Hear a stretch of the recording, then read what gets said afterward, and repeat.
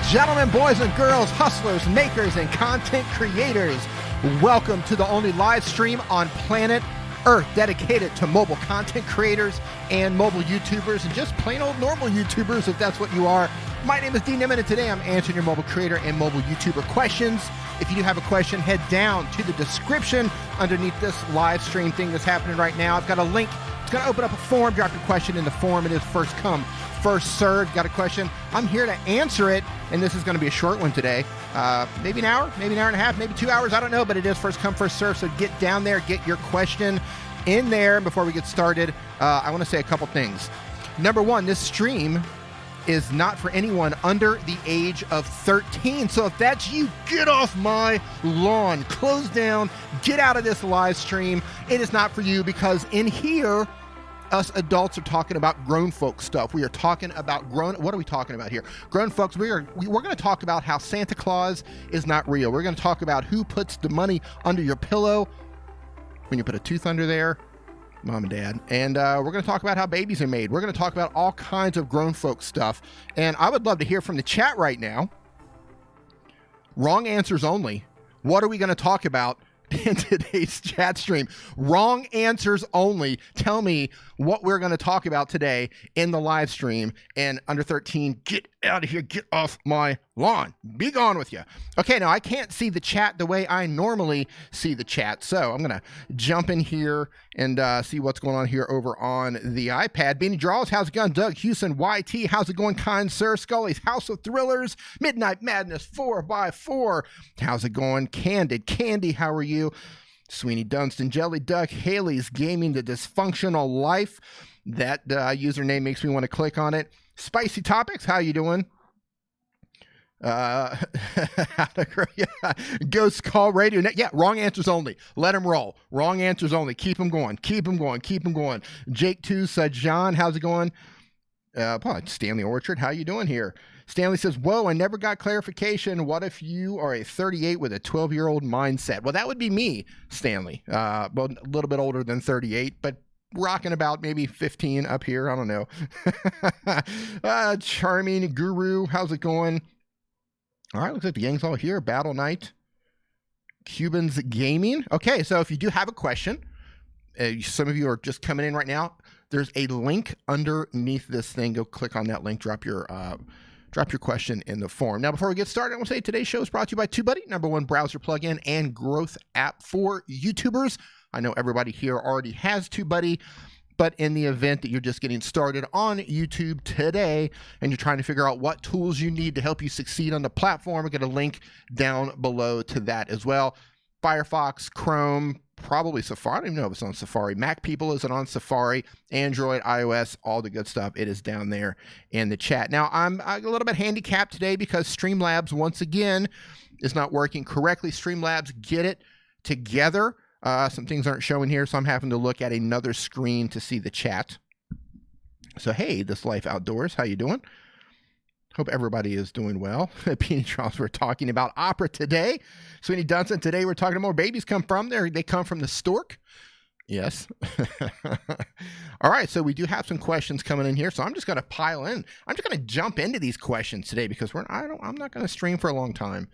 I got a late start. I wanted to start around 9. Technical issues, once again, that's the thing I love about live streaming is you really never know what's going to happen. You sit down, you fire up the computer, you turn on your phone or you turn on your tablet, whatever it is that you're going to do, you turn it on and you get ready to do your stuff, and then there's an error or there's something that's going on somewhere. So all of that stuff. Man, I hate that I can't see my chat here normally. Let me try to rearrange this here because I'm missing out on some good stuff. I am missing out. Heron Patel says, talk about something upcoming December 10th with the YouTube policy. Yeah, we're going to have to wait until December 10th. That's just 2 days. That is coming right around the corner. Hopefully, fingers crossed, YouTube is going to give us some updates. Hopefully, the FTC is going to give us some updates. I know there's some new videos that have just popped up talking about the FTC is blaming YouTube instead of YouTube is blaming the FTC. The FTC is saying, hey, we're not making them do this. A lot of finger pointing right now, so we're going to have to wait and see what happens, see if there's any updates.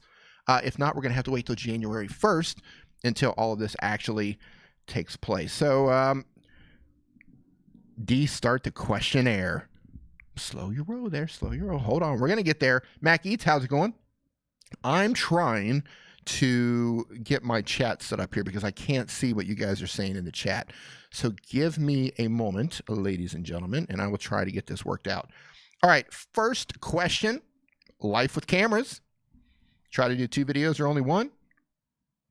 Says, I'm done, D. I've been drinking all week. I need some help.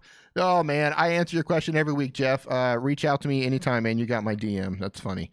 All right, the next question, and you're not done. Lil Bear, you're on an iPhone, says, how do I get attention and to stop losing subscribers? Okay, show of hands. How many people lose subscribers? How many people notice when they lose subscribers? Maybe you're watching, maybe you're using TubeBuddy, maybe you're looking at your stats inside the YT Studio app, or maybe inside of Studio Beta or Classic Studio. But if you notice sometimes, like, wow, I just lost 10 or 20 or 100 or 200 subscribers, if that's you, put up your hand. Say yes right now. I lose subscribers all the time, and we're going to talk about reasons why people lose subscribers in just a second. So put your hands up if you realize, if you've noticed that you're losing subscribers and you can't figure out what's going on. Maybe you don't know why you're losing subscribers. So we're going to talk about that. Hey, Pale Rider, how's it going? More Core Gaming. Got the little smiling emoji with the hand. Beanie says, I'm always losing subscribers. My heart is bleeding profusely. Okay, so there's people who are losing subscribers. Okay, so what's going on? Hey, Golden W, how's it going? Cindy O'Brien, how are you? So people are losing subscribers for a couple of different reasons. The first reason, and this isn't order of importance, but just the order of I'm going to tell you. The first reason is every so often YouTube does a purge. And what they mean by that is they clear out spam accounts. They clear out old accounts. They clear out accounts that have violated the terms of service. They purge YouTube and they get rid of these accounts. Usually, if you're a mobile creator, you're not going to see this notification necessarily inside of YouTube, but if you're using a desktop, a lot of times they'll let you know that you're going to see a drop in subscribers because a purge is about to happen. If I'm not mistaken, I think there's a notice in Studio right now. Somebody correct me if I'm wrong. And so basically all those spam accounts, sub for subbers, right? You know what I'm talking about. If you've done a ton of sub for sub, maybe you've had an account deleted in the past, you're part of the purge. So that's one reason people lose subscribers. If you wake up and you're like, wow, I just lost a bunch of subscribers overnight, a purge probably happened. Now, another reason you're losing subscribers is you may have shifted your content. You might be making a different type of content now. Maybe the people subscribed to your channel for one particular type of content, and then over the time, or maybe just over 1 or 2 videos, you change directions a little bit, or the people just decided, you know what, I joined for that one video. Maybe the direction they're heading or these additional videos, I'm just not really into it. I'm going to unsubscribe. So it could be you. You may have changed direction, or they just lost interest. Look, I know, and I can probably speak for half of the people in here. I lose interest all the time, different things. I might subscribe to one channel, and then 5 months later, 6 months later, you know, I'll look at the channel. I'm like, you know what? I don't even watch their content anymore. I've changed. I'm in a different headset now. Not literally a headset, but my mindset is differently. I was thinking differently, and I'm not paying attention to this channel anymore. Or maybe I joined because they have great tutorials, and I've watched all the tutorials, or they just lost my interest, and I unsubscribe. So don't panic if people are unsubscribing. It's part of the process. I lose a ton of subscribers all the time. Everybody in here loses subscribers. All the large channels lose subscribers. It's part of the process, and they lose them for different reasons. So don't panic about that. And in terms of how you get attention is to be good. You have to be better. You need to increase visibility to your content by making better thumbnails. You need to make better videos. If you really want to kick the door down, you have to be so good that people can't deny you.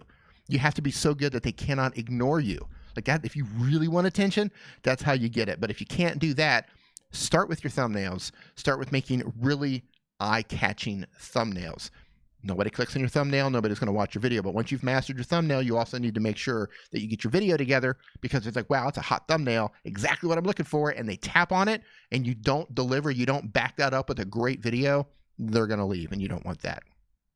So attention, thumbnails, better videos, and be Good. And don't worry if you don't have the skills yet. We all start, everybody in here started at the same place. We all start at 0. We all have to learn the skills of video editing, how to shoot video, how to present on camera, how to speak in front of the camera, how to get our audio together, how to make thumbnails, how to research the right titles and topics, and how to write. These are all skills that you have to learn. Everybody in here, every single channel has to learn this stuff. And we're all just in different places in our journey. So don't get overwhelmed. Just pick one thing and just go at it. Learn how to do it. Next question comes from AVB Gaming, who says, well, what do you say here? I want to know if I should mark my videos made for kids or not. I am family friendly, but I mark it for kids, so many features will be deducted. Please help me. Okay, so yes, this is what happens. If you do mark your children, you mark your children. If you mark, like if you brand your children, right? Just fire up the brand and just like a cattle and just brand them. That's how we did it. The Nimmin family, we all have brands on our back. Sorry, Mom. Love you, Mom. Okay, if you mark your videos, not your children, as for kids, yes, you're going to lose features. You're going to lose comments. You're going to lose a bunch of features. So you need to make sure that you mark your videos correctly. If you're just panicking and you're marking your videos for kids because you're just in a panic situation, think about this. You need to go read through everything that YouTube has said, everything the FTC has said. They did a little bit of clarification not too long ago. Think about who your target audience is. Who's my target audience? Is it people under the age of 13? If the answer is yes, mark them for kids. If the answer is no, then you might be okay depending on the type of content that you have. I can't answer that. I'm not an attorney. Now, here's the thing. I make videos such as how to download paid games for free and gaming. Okay, so if you're showing people how to download paid games for free, first of all, shame on you. That is violating YouTube's terms of service, and there's a good chance you could get your channel deleted if people report you, because you're basically teaching people how to steal if you're doing it in a legal way. But if it's games that appeal to children, then yeah, mark those for kids. I don't know what games you're doing, but shame on you if you're teaching people how to get paid games for free and it's like a roundabout way. Actually, you know what, man? I'm going to be straight up. If you're doing that, if you are, hey, Crazy Tech and Puppets, if you are showing people how to get cracked games and how to cheat developers and that sort of thing, you're going to get your channel terminated. It's just a matter of time. So, and enjoy your channel while you have it, because eventually somebody will report you, and your channel's going to go bye-bye. You will be part of the purge, the next purge. Okay, next question comes from Wandali Lukili. Sorry, man, I cannot pronounce your name. That's a mouthful. When was the algorithm changed? The algorithm is always changing, and there is more than one algorithm. So the algorithm is constantly being updated. It's constantly changing. Hold on, my thing just crashed. There we go. Yeah, it's always updating. It's always looking for whatever they add to it. But here's the thing. If you make content, right, if you have good-looking thumbnails, you have great titles, you have great content, it really doesn't matter what the algorithm does, because the algorithm is set up to follow the audience. A lot of people, we talked about this last night on Nimmin Live. Algorithms, right, Doug? Hey, Cashcraft Gaming, how's it going? A lot of people think that the algorithm, the algorithm hates my channel. The algorithm hates my videos. I can't figure out the algorithm. I can't figure out how to crack the algorithm code. I can't give the algorithm what it wants. And you're trying to overthink this. Hey, subscribe, how's it going? It says, I'm kind of terrified of the new COPPA laws. My channel hasn't been uploaded in a while, so I can think and plan what to do. Educate yourself. I don't have the answer. I'm not an attorney. There are tons of people uploading videos. There's actually a good handful of attorneys. Ian Corzine is one of them. He uploaded some videos on it. Legal Eagle or Legal Beagle. He just uploaded a new one today. Yeah, we're going to have to wait and see. I don't know what type of content you make, subscribe. But if it's not for children, then go educate yourself and see where you fall on that. We're going to find out. We're going to see if there's any clarification coming up here in a couple of days. If not, we're going to wait until January 1st. And then see where the chips are going to fall. But back to the algorithms. Back to the algorithms. By the way, if you're just joining us, I have a link down below to a form. It's going to, please put your question in that form, and I can keep track of things because I can't see the chat very well. So if you're asking questions in the chat right now, I'm missing probably 99% of them, but if you ask them in the forum, I'm going to see them all. So last night on Nimmin Live over on my brother Nick's channel, we were talking about the algorithms, and a lot of people think that it follows their videos, right? And I can't make the algorithm happy. You have to make videos that people respond to. You have to make videos that people want to see, that people want to watch, that people want to continue watching. You have to make thumbnails that people want to click on. You have to make videos about topics that people are interested in. And what happens is, if you do all of those things and people respond to your content, people watch your content, people are interested in what you're making, the algorithm then follows the audience. Even if you're grouped together in clusters, so however you want to dissect this, it always comes down to the audience. So it's not that the algorithm doesn't like you, it's that the people who's watching your videos don't like the content that you're making. Now, it's also possible that YouTube is showing your content to the wrong audience based on the topics or the titles, or just your videos aren't clear, or maybe you have a variety channel that has all sorts of different content. This video is a tutorial, this video is a vlog, this video is I'm washing my car, another video is I'm going to show you how I set up my LED lights, another video is I'm going to show you how to build a PC, another video I'm going to get my hair cut and I'm going to vlog again. You're confusing YouTube, and they don't know the right audience to show your videos to. But if you are niche or niche specific, you're telling in every single video it's the same, like this is my niche, this is my topics, this is my world right here. You're telling YouTube this is what my content is about. And then it will show them to the correct audience. And the algorithm will follow people, not your videos. So make sure that you make content that people respond to. If they're not responding to your content, it is your job, it's your duty, it's your responsibility to figure out why. That's what your audience retention report is for. That is what your CTR, your click-through rate is for. YouTube gives you data. Go look at it. Learn how to use it. Learn how to interpret that data so you know why people are not responding to your video or not. And if you get that in line, the algorithm will put everything into place and people will respond to your videos and you'll get suggested and more people will come. The momentum will start to build and your channel will grow. Okay, Russell Blog, how's it going? How do you understand dovetail the drag? What? I don't even know what that means. Dovetail the dragnet. I'm not even sure what's going on. All right. Yeah, unfortunately, I can't even see everything that's happening in the chat right now. I do apologize. So I am going to go into the forum here, see if any more has come in.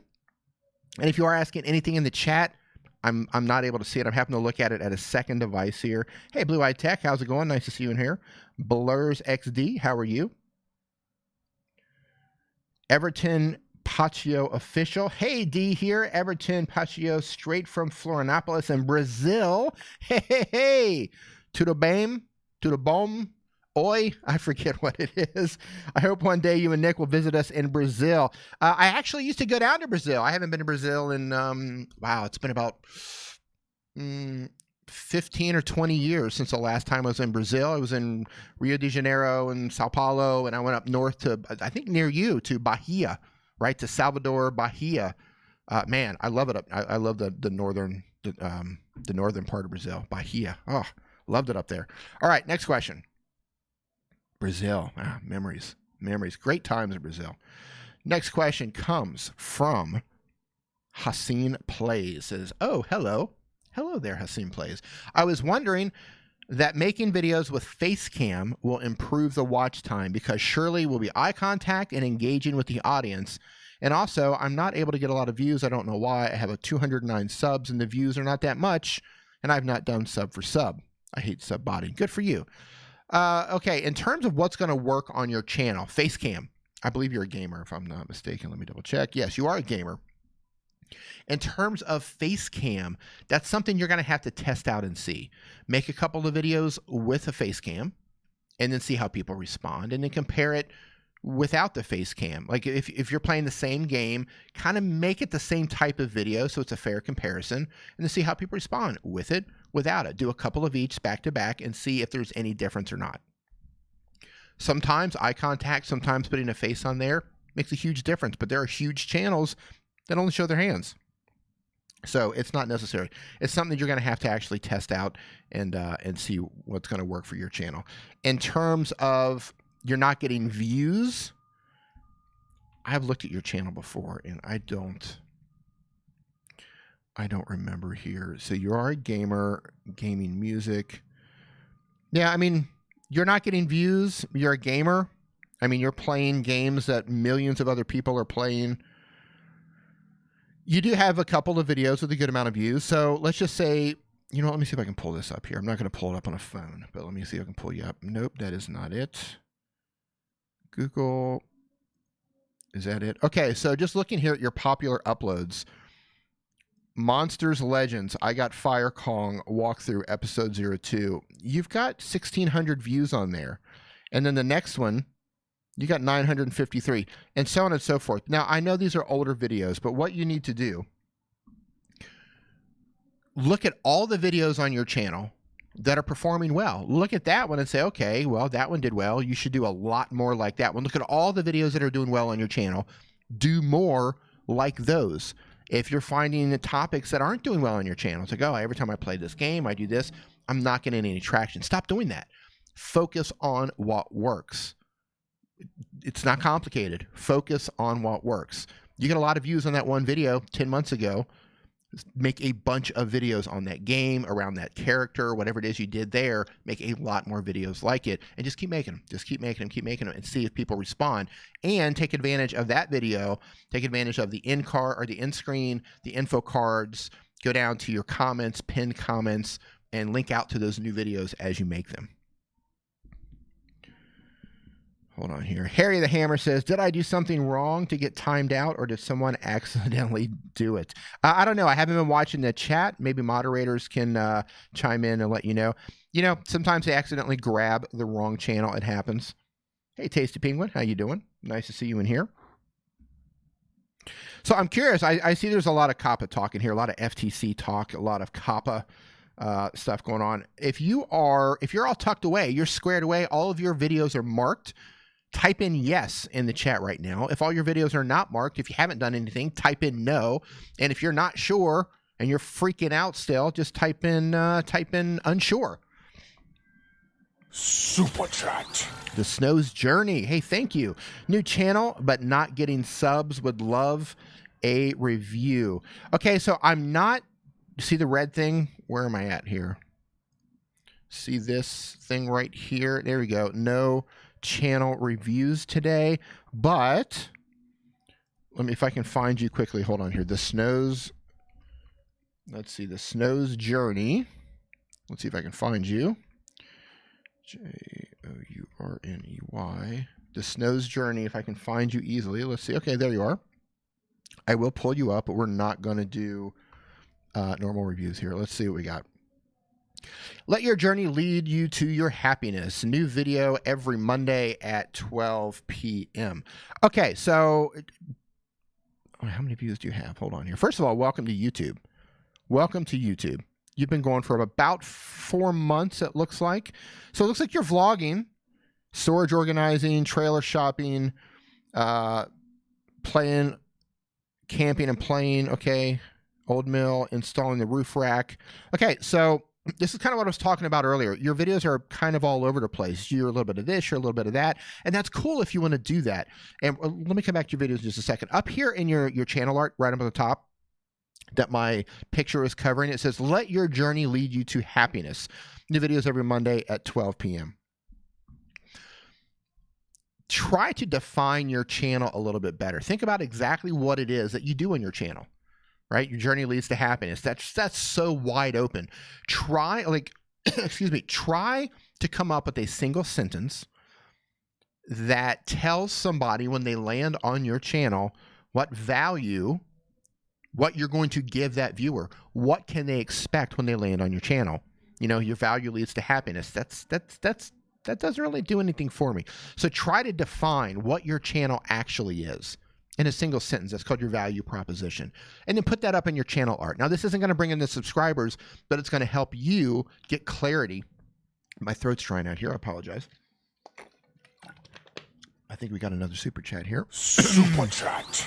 That's going to help you as you try to get that one small sentence put together, or just a handful of words. That's going to help you think of clarity. Okay, what is my channel about?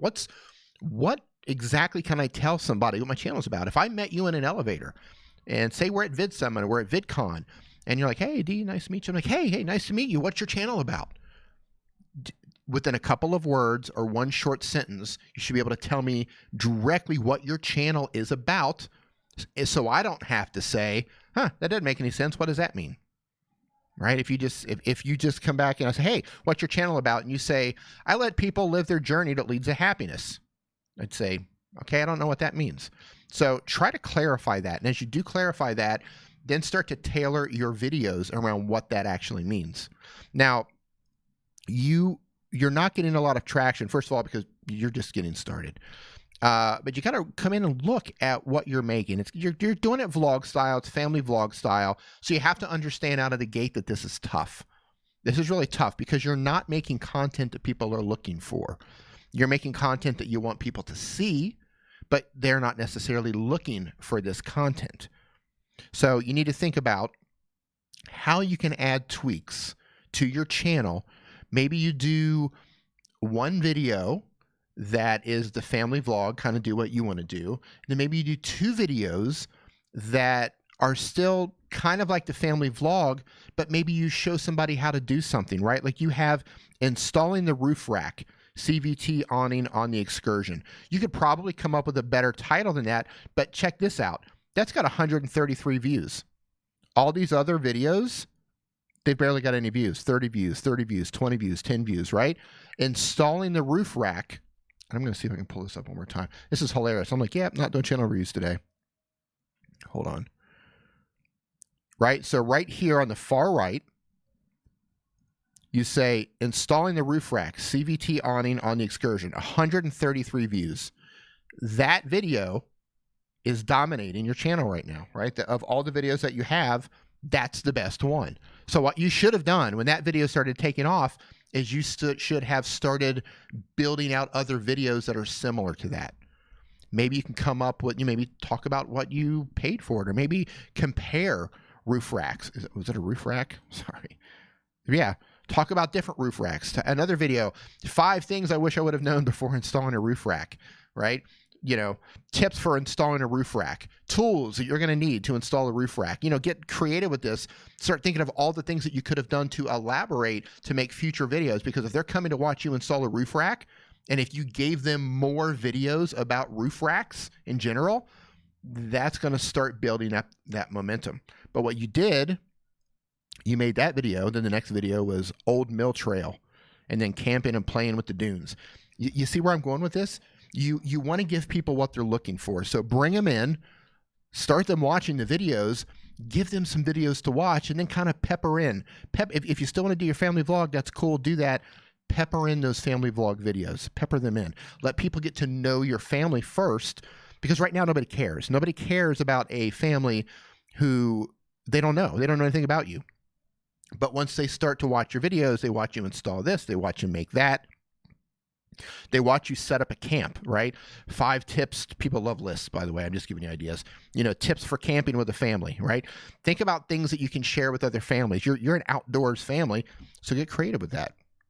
Trails, trekking, tips to trekking with a family. How to trek with kids. Whatever, however you want to do it. Camping and playing on the dunes. Frame all of this around stuff that people could be interested in, and then pepper in your family vlog. So that's what I would do with any sort of a vlog channel, family vlog channel. Give people valuable videos, pepper your other videos in there, and over time, they will get to know your family. Over time, they will get to know you more, and then they will start to care about your content. Starting out, though, you got to give them a reason to watch, and just saying, hey, watch us do this, watch us do that, that's going to be tough. So I hope that was helpful. That took a lot longer than I thought. So yeah, anyway, we're not doing reviews today, but we did that one. Alex Harding. Hey, D. How's it going? Hope you are doing well. Alex, I do appreciate the super chat. Mighty kind of you. Hey, Don V. Filmora Tutorials. How are you doing? I love that. Hi, D. That's so so friendly. Hey, Ghost Dog. How's it going, man? I'm going to jump into the chat here. I'm going to see what I've missed because I was just kind of going on and on and on and on and on. That's what I do. Snow's Journey, another $1. Superchat. Thank you so much. I hope that was helpful, Snow's Journey. You just got to get a strategy together. Get a content strategy.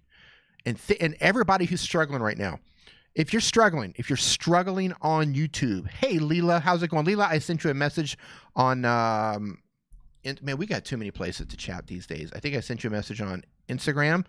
Well, let me look and see if you replied before I tell you to go check your message. I'm curious if you're streaming today or not. Yep, check your DMs. If you're struggling on YouTube, type in yes. Type in yes if you are struggling. You can't get momentum. You cannot get the ball rolling. You can't get any traction. Type in yes if you are struggling. Snow's Journey, first one to type in yes. Right? Type in yes. And you know, whatever type of content, just type in yes. I want to see how many people, just be real. Just, yeah, I'm struggling. Filmora tutorials, not really. And the reason why, Don V, Filmora tutorials, is because you're doing tutorials. How-to content is always going to do well eventually. Okay, so for the people who are struggling, I want you to answer as sent. Okay, Leela. If, hey, first 1,000 hours, for those of you who are struggling, I want you to remember this. Write this down somewhere if you have to. Your goal as a creator is to get people. It helps if you can get them onto the platform, right? If you can get them onto the platform, then your next step is to start them watching your videos and then get them to watch more videos, right? Get them to watch your videos and then get them to watch more videos. Get them to watch your video and then get them to watch more videos. Like the more you can do that, the more you can send people from one video to the next video of yours to the next video. YouTube will reward you for that. They will absolutely reward you for that. So when you're struggling, like we watch the, I'm going to mess your channel up here. I'm going to have to, the Snow's Journey, right? They had all kinds of different content, and none of that content interlinked to one another. It was just a hodgepodge of content. So when you're thinking about what type of content you can do or how can I get the ball rolling, think about a strategy.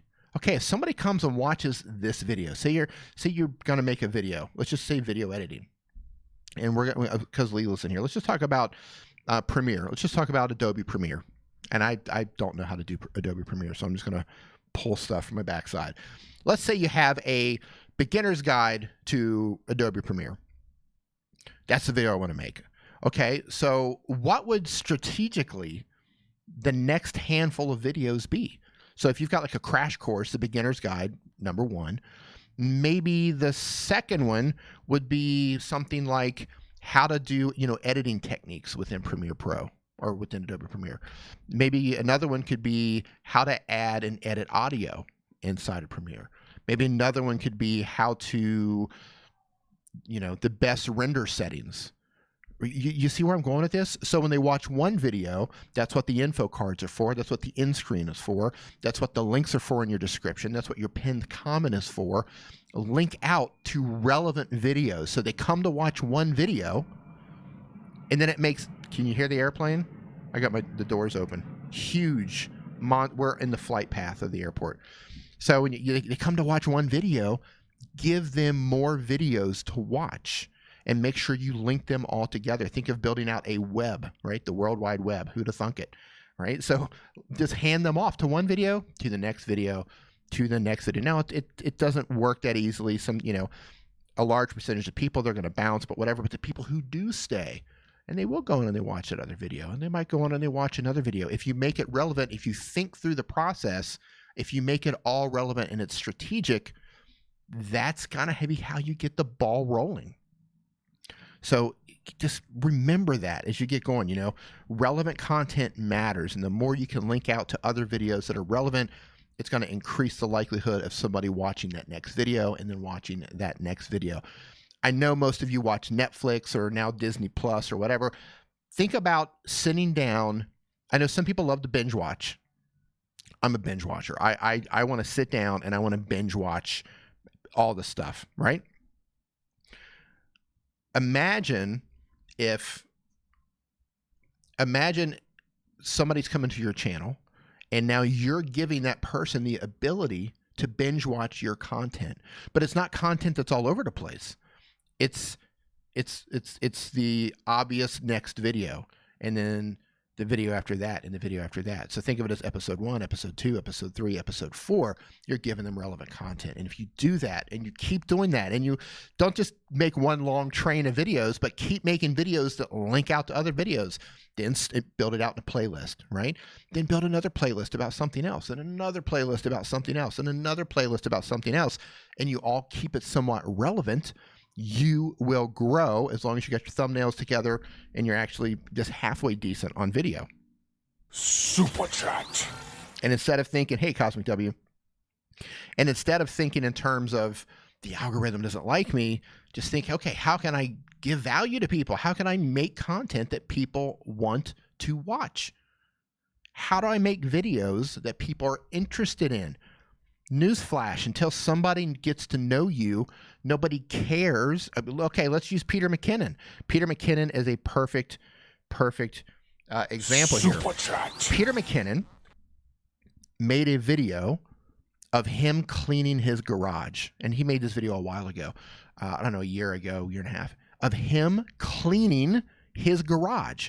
Now, if you didn't know Peter McKinnon and he had made a video of him cleaning a garage and he had like 100 subscribers, I mean, he's pretty awesome personality, but because you don't know him yet, you didn't get to know the guy yet. Who cares if you're cleaning your garage? I don't care. I'm not going to watch you clean your garage. But what happened is he brought people in with his skills. He brought people in and taught people how to be filmmakers and how to edit and how to just be an awesome vlogger. He brought people in and people got attracted to his personality, very magnetic personality. Then once you get to know him and he says, oh, I got a garage cleaning video, guess what you do? You watch him clean the garage. You watch him jet ski. You watch him chase an orange down the street, which was very well done, by the way. But if you wouldn't have gotten to know him first, you don't care. I don't care if you're cleaning your garage. I don't care if you're camping.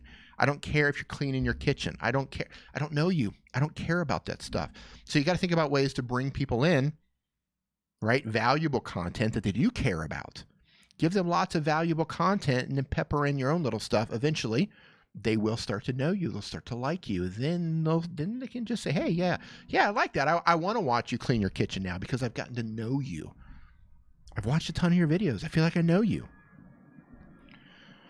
First one, hold on, I gotta. Ibadu Ramen Tech says, how to suggest views. Can you reword that for me? You mean how to get views or how to end up suggested? If you can reword that for me, I would appreciate it. And moderators, if you can keep a lookout for his reply, because I'm probably going to miss it. First 1,000 hours says, if you have no goals, how do you know if you're struggling? If you have no goals, how do you know if you're struggling? I think when it comes to struggling, I think it's something you feel. Like I put, not me specifically, but I think just people in general. If you know that you're putting in X amount of work towards something, and if it feels like you're not getting a return on that work, you might feel like you're struggling. Like, wow, I'm putting in a lot of hours and nobody's even seeing this. Nobody's responding to this. Nobody's leaving comments to this. Nobody's even giving me a like. I put in a ton of time to make this video. Nobody's watching it. Nobody cares. And so you might get that sense of struggling. But if you don't have goals, how do you know? You should have goals. Even if it's a channel goal of just saying, hey, you know what? First channel goal, I need 100 subscribers so I can get my custom URL. Second channel goal, 1,000 subscribers and 4,000 hours of watch time so I can get monetized, right? Start making these little goals for yourself. 5,000 subscribers, whatever, 1,000,000 hours of watch time, 1,000,000 minutes of watch, whatever you want to do. Make those little micro goals and then go after them. But for struggling, it's a feeling. Work in with nothing coming back in can make you feel like you are struggling. JJ George says, do you know how to delete videos from Prism Live app? Yeah, so you need to go into the studio, right? So they have the studio area where it records all your live streams and all the videos that you make. You can tap on those and delete them. I think I go over that in one of my videos. All right, so I'm going to try to go back and see the super chat that I missed here where I couldn't. Hey, Eric, wait. Hello from California. Just moved into a large new house. Congratulations. Has a lot of echo and a nearby train station. Lots of sound challenges. Yeah, so here's a little tip. Here's a little sound tip. So what we did in here, and you can't tell today because the door is open because the weather's great. We are directly underneath the airport flight path, and the planes go really low overhead, and we're right next to a busy street. And before I did some sound treatment on the room, it was incredibly, here's a plane coming right now, I don't know if you can hear it or not. It was incredibly noisy in here. You couldn't record a video without hearing traffic and cars driving by. So one thing that eliminated maybe 50% of the sound coming in the room is I went to the hardware store, and you know it's like a tape-on rubber strip that you put around your doors, right? The strip that goes around your doors. So all of our doors, the front door, the patio door, that has the rubber strip on there. I've got the little piece that goes on the bottom that also creates a seal, that rubber seal on the bottom. That's on the front and the back. And I put a similar thing for windows around all of the windows. What you need to think about is anywhere air can come in and out, sound is going to come in and out. So if you can use those, I think maybe we spent maybe $20 buying all those strips. So if you can stop the air from coming in or from coming out, you will stop a lot of sound from coming in, or a lot of sound from coming in. Once we put those around, like if I shut the door right now, you wouldn't hear the airplanes anymore. So around $20, you can really, or less, depending on how many doors and windows you have, you can really quiet things coming inside your room. Hey, Car Galaxy Studio, how's it going? Is it a video about struggling? I sit the crapper. I don't even know. Grown folk stuff. Moderators. Oh, okay. Leela, I'm going to look. Moderators. The gentleman who left a super chat where I wasn't sure about suggested or how to get views, did he leave a comment for that yet? Leela is not streaming. Okay. So moderators, I'm going to jump in here and see what you say here. Has he replied yet? I don't want him just to think, oh, D just took my money and didn't reply. Cat Stuff says, won't we die then because air won't get in? Well, yeah, air does get in. You open the doors, don't you? Like when you're not filming. When you're not filming, the doors are open, the windows, things open and close, air conditioners, fans move. I mean, it's not airtight like you're going to put like a biochemical, right? It's not like you're housing Ebola inside your room airtight, but it's airtight enough to where it's going to stop a ton of sound from coming in. I mean, the room is almost unshootable when we first came in here. And then all around the doors, everything, sealed that stuff up. Grabster, how's it going, dude? Nice to see you in here. Hope you were doing well, Grabster. How are you feeling today? I'm feeling great. How are you? I'm doing fantastic. So I'm going to head back over to the forum. Next question is, this one comes from Cats Does Stuff, right on cue. Is buying a stylus necessary? If so, which stylus would you recommend? That's good and affordable. I don't think it's necessary. I have an iPad and I have the Apple Pencil that comes with it. If I'm not drawing something, I don't use the pencil. I just use my fingers. So if you're drawing, if you're doing artist stuff, then yeah, pick up a stylus. I can't tell you which one to buy. All I have is the iPad and the Apple Pencil, which is one of the best purchases I've ever made. Actually, now to think about it, so my iPhone 11 Pro and the new iPhone or the new iPad Pro are probably the best purchases I've made in a couple of years, probably. Next question, Harry the Hammer. Great name. How can on an iPhone, how can I find the exact names of my subscribers? So inside your analytics, you can go in and see the usernames of any subscriber who allows you to see their name, right? You have an option to not allow people to see when you subscribe to their channel. So if that's like, I think mine's turned on. So if I'm subscribed to your channel, you're not going to know it. I'm creeping back there, right? I'm just going to creep in the shadows. You're not going to know I'm watching your stuff unless I leave a comment. but you can't see their exact name. At best, you can see their username.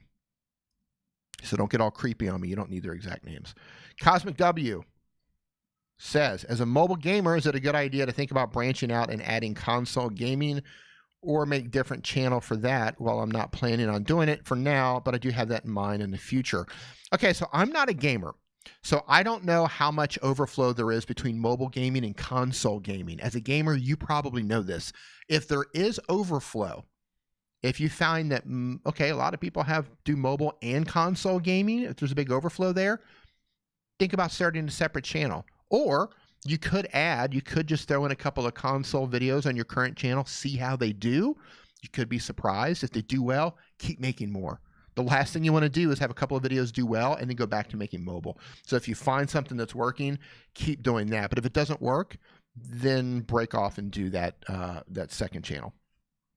The Dysfunctional Life says, do live streams help your watch time? Yes, live streams do significantly help your watch time. You can really rack up watch time if you have a lot of people coming in, even just a handful of people in your streams, and you do, you know, hour, 2, 3 hour streams. Yeah, it can all add up, especially if you're doing it on a regular basis.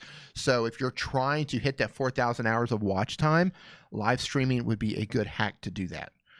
Next question comes from Stanley Orchard, the sailor. Says, I've been using Legend for green screen overlays. The app, interesting. But the app bugged out about a month ago, and I need an alternate option. Seen a lot of crap options. Do you have any suggestions or alternative animated text apps? So, Stanley, what I want you to do is, so I have a video, and, oh, you know what? Somebody told me that the link broke. So I have a video on the latest Legend. So there's the old school Legend, right? The old Legend, then it disappeared. And then I think somebody either bought the name or just opened up a new app, and it's also called Legend. I made a video about it not too long ago. Somebody just told me a couple days ago that the link is broken. I forgot until just now. I don't know which one of those you're actually using, the old Legend or the new Legend, but I haven't found anything as simple as Legend, but I will keep my eyes open. I'm always looking for little quirky apps like that are easy to use. But if you're using the old Legend, try to find the new one. I have it on my Samsung S9, works fine. But I'll keep my eye open for an alternative for Android, and I'll make a video about it when I find it. Especially if they're going to remove the new Legend, then I'm going to have to find a replacement. Next question, Haseen, man, you're up in here. Haseen doesn't play when it comes to these questions. Haseen says, as you said, don't make videos that are all over the place. That's why I started making series of games. And as you said, make videos similar to the popular ones so I could just end that series. I was enjoying doing those, and those who are watching were kind of too. So what should I do now? And do you have a Discord account? And if so, don't make one. And if you have one, please add. No, we have a Discord. It's I think it's linked in the description. Okay, so if you're making those series videos like we talked about, the other thing that you have to keep in mind here is that you are gaming. Now, all this stuff applies a little bit different to gaming because you got to think about the amount of gamers. It's fierce, right? Absolutely fierce. The first thing I would tell any gamer, and here, gamers represent, type in gamer. If you're a gamer, just type in gamer. Gamer, type it in, represent, do your thing. Show me who's the gamer in here. Let it go. Gamers, let's go. Stand up, gamers, be proud. Do your thing. I'm going to play a little gamer music. We need cheers. Clapping for the gamers, let it go. There we go. Cheering for the gamers. There you go. All right, now here's the thing. Gamers, you have to find a way to be different. You have to find a way to stand out in the enormous, endless sea of gamers, people who are playing the exact same game as you, and they're playing it better than you. Their thumbnails are better than yours. They're better at gaming than you are. So you have to think of a way. How can I stand out? And this is not an easy answer, but this is part of the thing. If you can answer this question, if you can find a way to be different and really stand out, then that's how you're going to be seen. Because if you are not making amazing thumbnails that are getting clicked, or you are not just killing it with the game, right? Like maybe you're an amazing gamer, or maybe you're just editing the games afterwards, or maybe you're incredibly entertaining. Like, you're going to have to hit somewhere. You have to bring something different to the table, because if you are doing what everybody else is doing, same thumbnails, same games, same gameplay, why would they watch you? Why watch you instead of watching one of any other million people? So as a gamer, you got to think about, what can I do? And this isn't an easy thing to answer, but that's what you have to do. Like, if I started a gaming channel, I wouldn't even, like, what game I'm going to play doesn't even like come under the radar. I'm thinking, what can I do to be different as a gamer? Forget the game. The game doesn't even matter, right? What can I do to be different as a gamer? And I probably wouldn't start said channel until I figured that out, until I could come up with something that would make me get a little bit of an edge over all the other gamers. Now, if you're a really good gamer, like really, really good gamer, compete. Be a competitive gamer. Beat other gamers. That's a great way to be seen. That's a great way to get your name out there, is to beat other gamers. Practice until you are a great gamer. But yeah, it's tough. There are a lot of gamers in here. It's tough, man. It's you guys have your work cut out for you. Hey, Tim, how's it going? Right? You got your work cut out for you. Everybody's doing the same thing. Thumbnails look the same. Games look the same. Literally, you can just close your eyes and just tap on the games, just one after the other, and it's all just the same stuff. It's all the same stuff. So think about how you can stand out. Do that and be good at it, and people will find you. Not easy, but that's the thing, right? That's the trade-off. Or just be good. Be really good at gaming. Kick everybody's ass at gaming. All right, next question. Blue-Eyed Tech. Hey, James, nice to see you in here.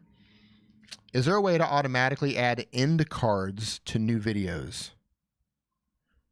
Are you talking about on a phone? So if you have access to a desktop computer, the TubeBuddy plugin for your browser, you can like save like a template, and it can just like put them on all the videos. Or you can go into Studio or Classic Studio. But if you're talking about how to do it on an iPhone, the answer is no. Currently, you have to do them manually. You have to go in through a browser, and you have to do them painstakingly that way. I've heard that there could be something in the pipeline that's going to allow end screens to be added to a phone easier. I haven't seen it yet, but I heard it's kind of in the works. They're kind of trying to figure out how to make it happen. So the answer is possibly in the near future. You might see this, but if you're just doing it on a phone, it's tough, one at a time. On a desktop. But if you have a computer, use TubeBuddy for that, or just going through Studio or going through Classic. Yeah, end screens are tough on a phone. Really, really tough. Hey, JJ George, how's it going? I answered that one. Do you know how to delete videos off the Prism Live app? Yeah, I talked about that. You go into the Studio and you just tap on each one, and you can delete each one. You can delete them one at a time. Yeah, drink water. My throat's really dry. So we're having a cold, like a cold thing hit up here in northern Thailand right now. I mean, it's not like winter cold, but for us, it's cold. Like, I have like a hoodie. Thailand's tropical, right? I've got a full thick hoodie, pants, hoodie over this. I have a buff for my neck when I leave, right? Like, this is going on my neck when I leave out of here, and it's going to cover my face. When I drive my motorbike, it's going to be like this. Might stop at 7-Eleven and just hold the place up. Not sure. I haven't decided yet. Oh, man. That's a joke. YouTube. Not casing the place. Not doing any of that. Cats does stuff. Where can I find the best background sounds for free? Okay, go to the YouTube audio library. Moderators, if you want to drop a link to the YouTube audio library, this is where you can get free music, free sound effects. But here's the thing about the YouTube audio library. There's a sorting option where you can sort by attribution, and attribution just means credit. Attribution or no attribution. If the track, the music, the sound effect that you're using requires attribution, then you have to give proper credit to that artist in your description. If you don't do that, you can get hit with a copyright claim or a strike. So make sure that you put correct attribution if you use a song or a sound effect. Thanks, Doug. So Doug just dropped a link in there to the YouTube audio library. free music, free sound effects. Some of it's not the best, but sort through there are some gems. Free is free, and it's legit. Like if you follow the rules and you mark it correctly, attribution, no attribution, all that stuff, you're not gonna have any problems. Let's see here. Yeah, for free. Background sounds for free. All right. So I've closed off the form. The form is closed. Thank you for those questions. So I'm going to jump into the chat for just a little bit here and answer some questions in the chat. So let me try to get caught up here. And by the way, if you guys are enjoying the stream, having a good time, give it a thumbs up. Give it one of these things. 88 Trips, nice to see you, sir. Says, I cannot stay. I am at work, and I do not mean YouTube. I will listen later. Merry Christmas. Yeah, Merry Christmas to you, and aloha. Nice to see you in here, sir.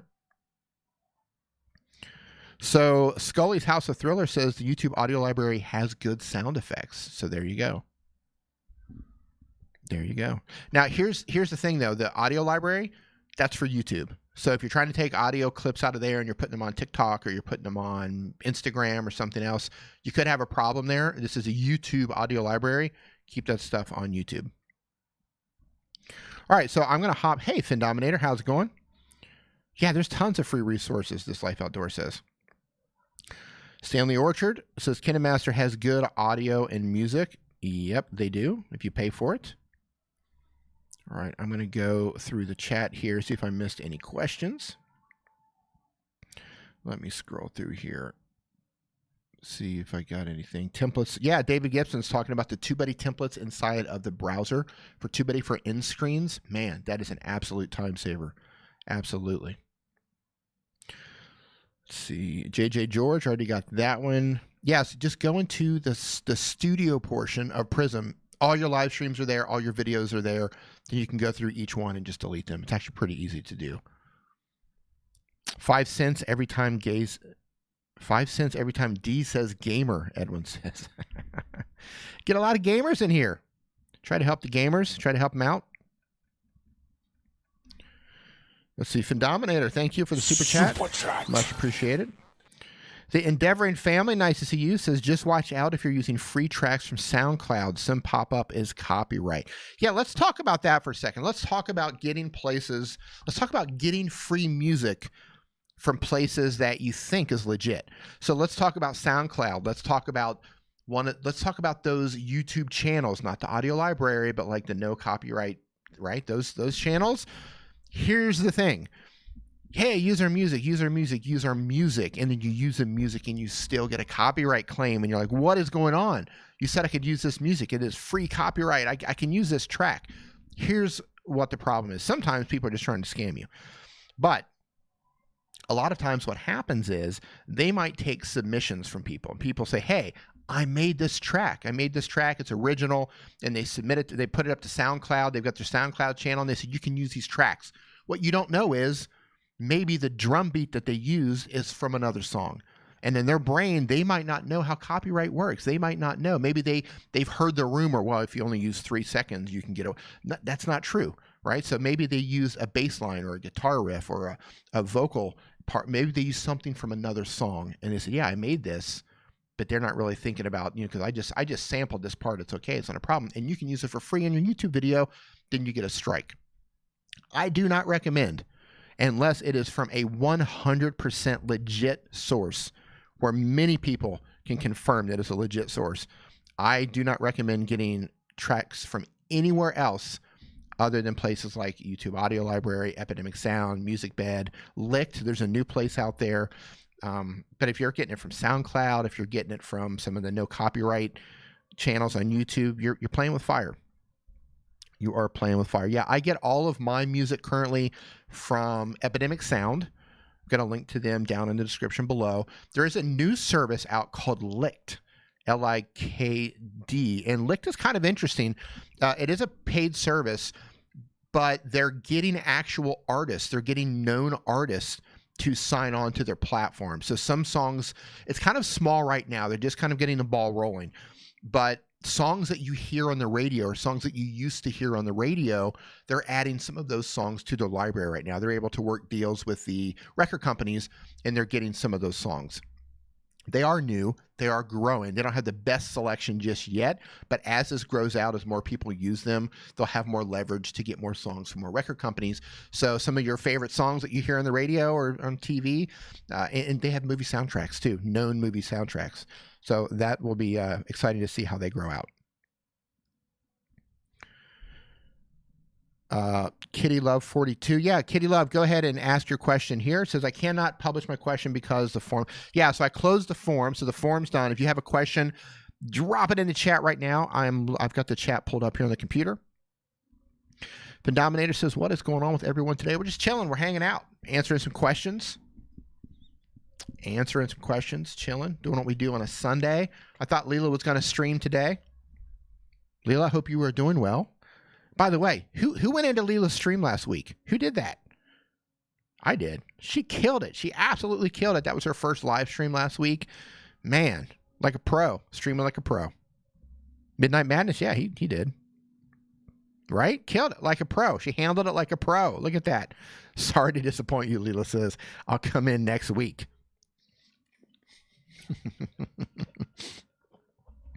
All right. Yeah, Epic Cardboard Props. Saw you in there too. Yeah, I'm amazed at how good she did. First time. I was a nervous wreck the first time I went live. I was live with Nick.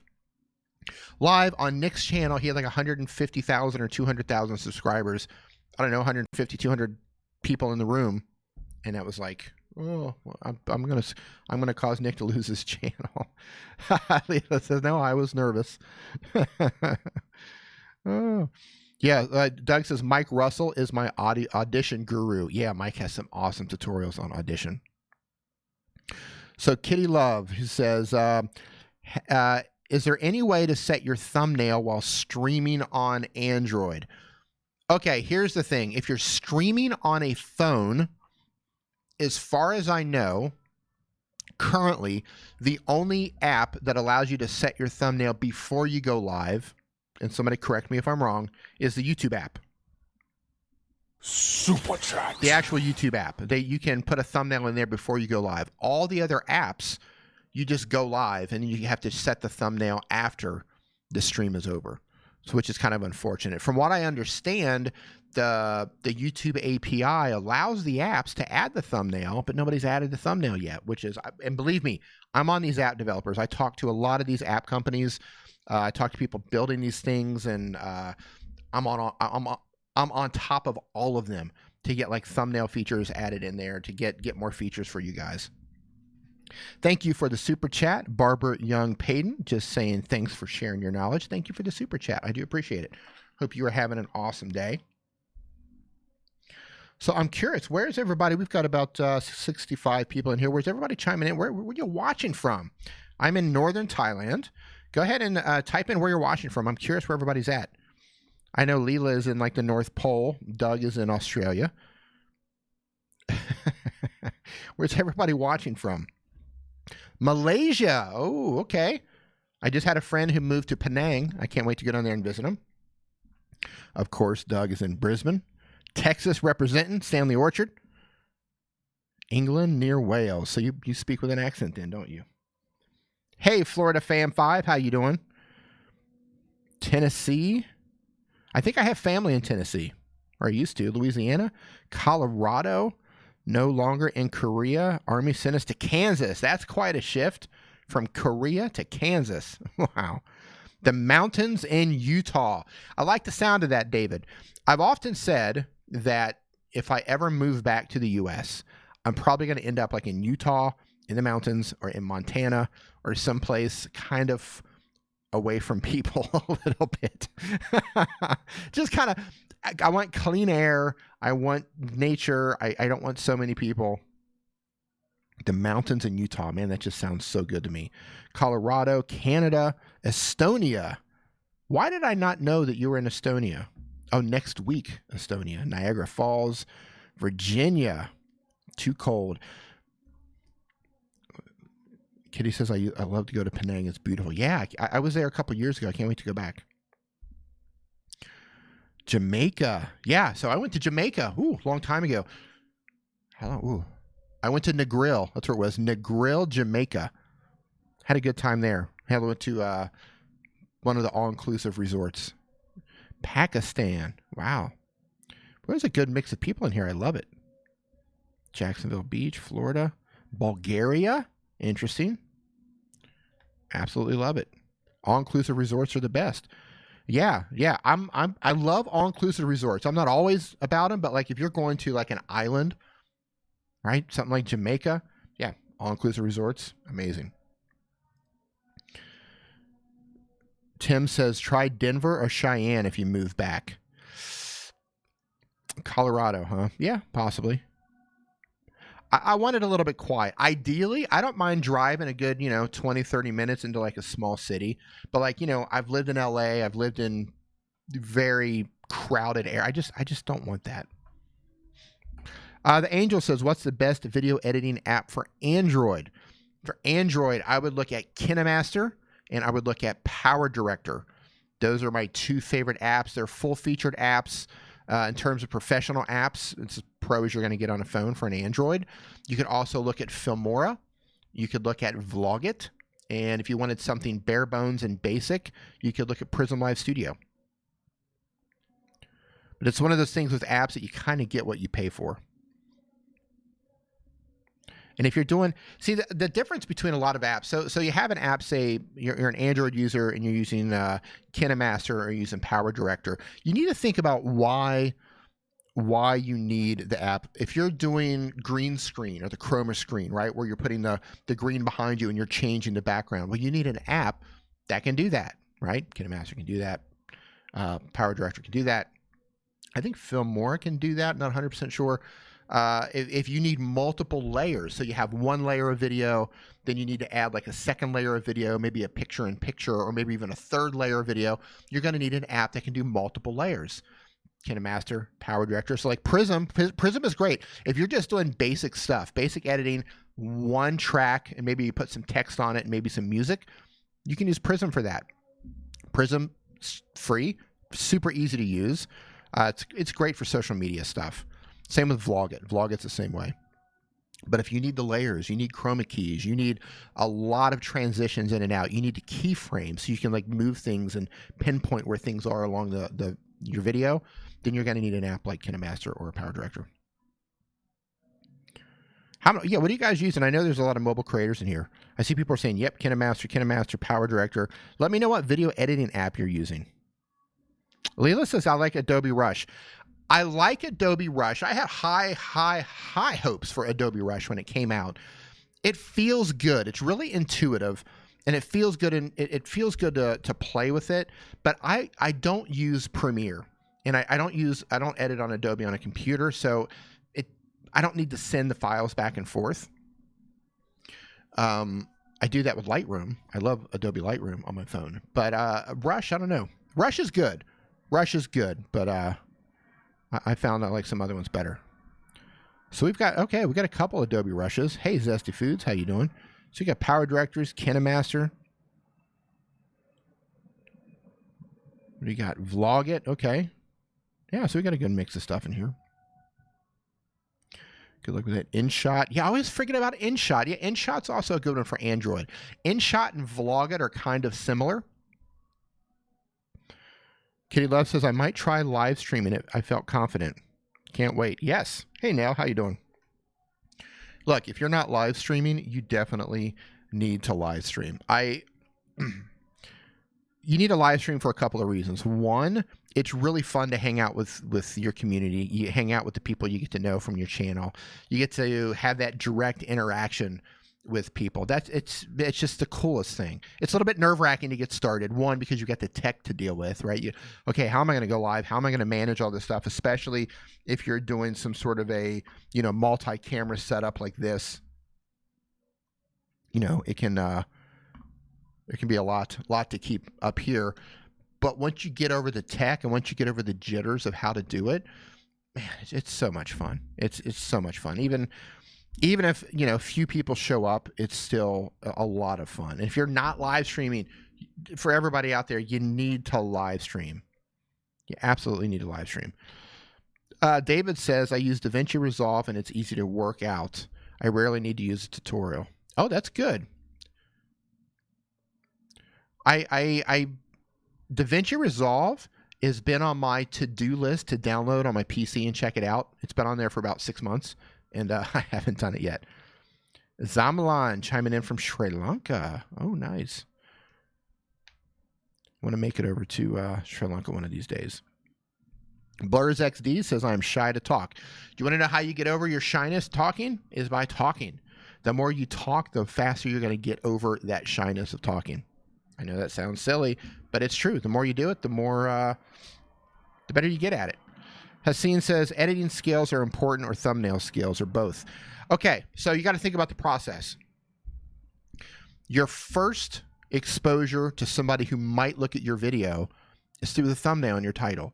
So your title has to be something that they're looking for, something enticing, something that makes them go, okay, yeah, that's what I'm looking for.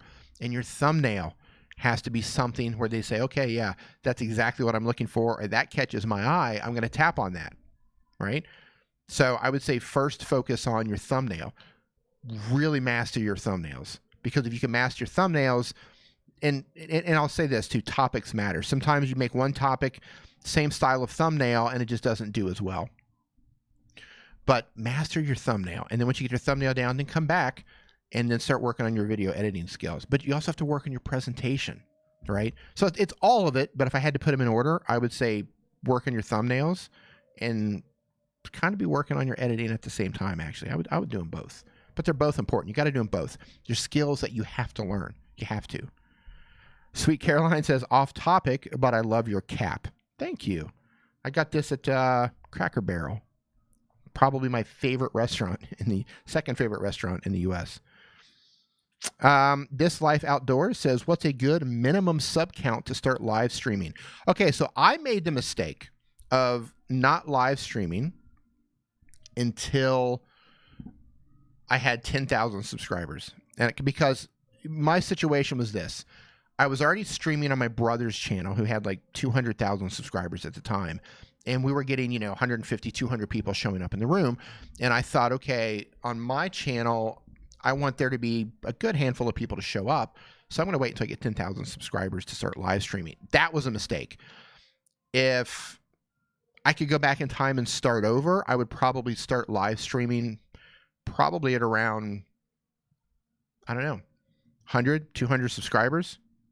As early as I can. 100 subscribers, get my custom URL, I'd start live streaming. Even if no one showed up. Even if only one person showed up, right? It doesn't mean I have to go live stream for 2, 3, 4 hours. Go live for 15 minutes. Go live for 20 minutes. The reason I say go do this now and get on it is because you have to learn the tech. Problems are going to happen. You are going to have issues that are going to stop you from going live. You need to learn how to fix the tech. You need to learn how all the tech works. Even if you're just using your phone, you don't want to just rely on one app. You want to learn how to use multiple apps, because if one of them's not working, you need to be able to hop onto the next one. You don't want anything to stop you from live streaming. Yesterday on Nimmin Live on my brother's channel, we couldn't get Streamlabs to work.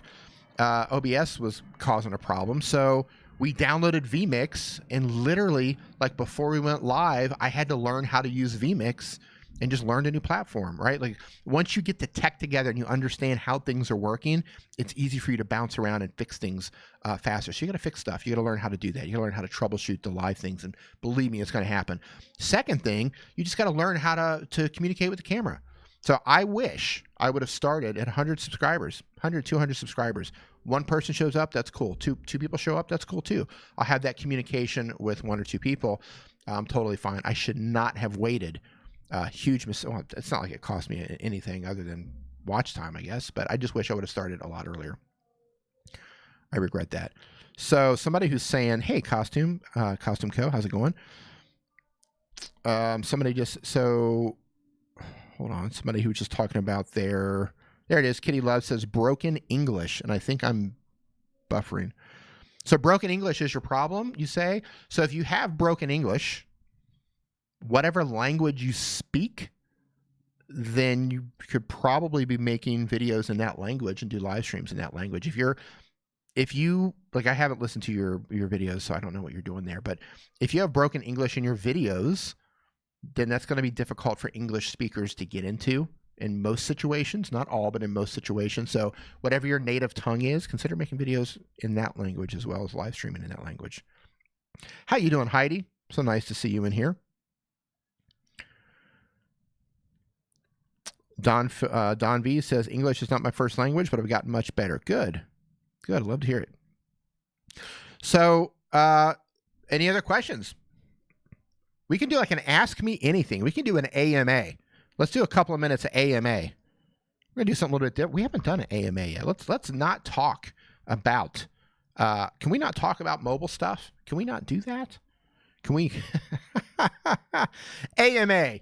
Let's do AMA for a little bit. Yeah, let's go. Leela, go. AMA. Do it. Make it happen. Go. AMA. Yeah. Yes, we can. That's right. AMA. Go. What's your favorite food? Heidi. Pizza. That's not even a. That's not even a question. That's not even like. That's like. Yeah. Pizza by far. Now here's the thing. My pizza. I love onion on pizza, chopped up, really small pieces, and I like pineapple. So there's two types of people in this world: people who like pineapple on their pizza, people who don't like pineapple on their pizza. Basically, people who are wrong. There's people who like pineapple, people who are wrong. Okay, next question is favorite football team. I actually don't watch football. I played football all through school, but I actually don't play football anymore. All right, next question is, this is the Woody Harrelson written all over it. Okay, what's your favorite cocktail? Mojito. Favorite cocktail is a mojito. Anytime, especially if I'm like in Cuba or anywhere in South America, I'm getting a mojito every single time. Love it. What's your favorite country? Favorite country for living, visiting, or I think probably the most epic. Oh man, that's tough. Favorite country for what, Beanie? So I'm going to say the most epic adventure I've ever had, neck and neck, would be Iceland and trekking to Mount Everest Base Camp in Nepal. So I would say trekking in Nepal and Iceland. But if I had to pick one, Iceland. Iceland's unbelievable. Car Galaxy Studio, favorite movie of all time? D. All time, that's really tough. It's either going to be, I don't know if I can just pick one, but I'm going to throw Empire Strikes Back out there. I'm also going to toss up Interstellar. Fantastic movie. I'm also going to say Inception and Rogue One and Force Awakens. I'm going to gather all those up and put them into one. All things Nell, how did you end up living in Thailand? I actually started coming to Thailand back in the late 90s. My girlfriend at the time, her father, American, was living here running a company. She just said, hey, I'm going to Thailand to visit my dad. I didn't know anything about it. She said, you want to come? I didn't even know how far it was. And I'm like, yeah, let's go. Got the ticket. No idea that I was going to spend a day and a half on an airplane. And then I just kind of fell in love with the place and just kind of kept going, coming over. And long story short, I had a condo here and an apartment in LA. And once I realized that I was spending more time in Thailand per year than I was in LA, I shut down my apartment in LA and I just moved over here. Ghost Dog 54, favorite movie series. If by movie, Star Wars, hands down, no contest. If it's something like a TV series, I'm going to go with Breaking Bad. Sweeney Dunstan, perfect temperature for you. Perfect temperature for me is jacket weather. So in the U.S., that would be fall. October in the U.S., in the Midwest, fall. Anytime I can wear a light jacket and not sweat, I'm winning. I hate humidity. I can't stand humidity. David Gibson, why do I try to speak English?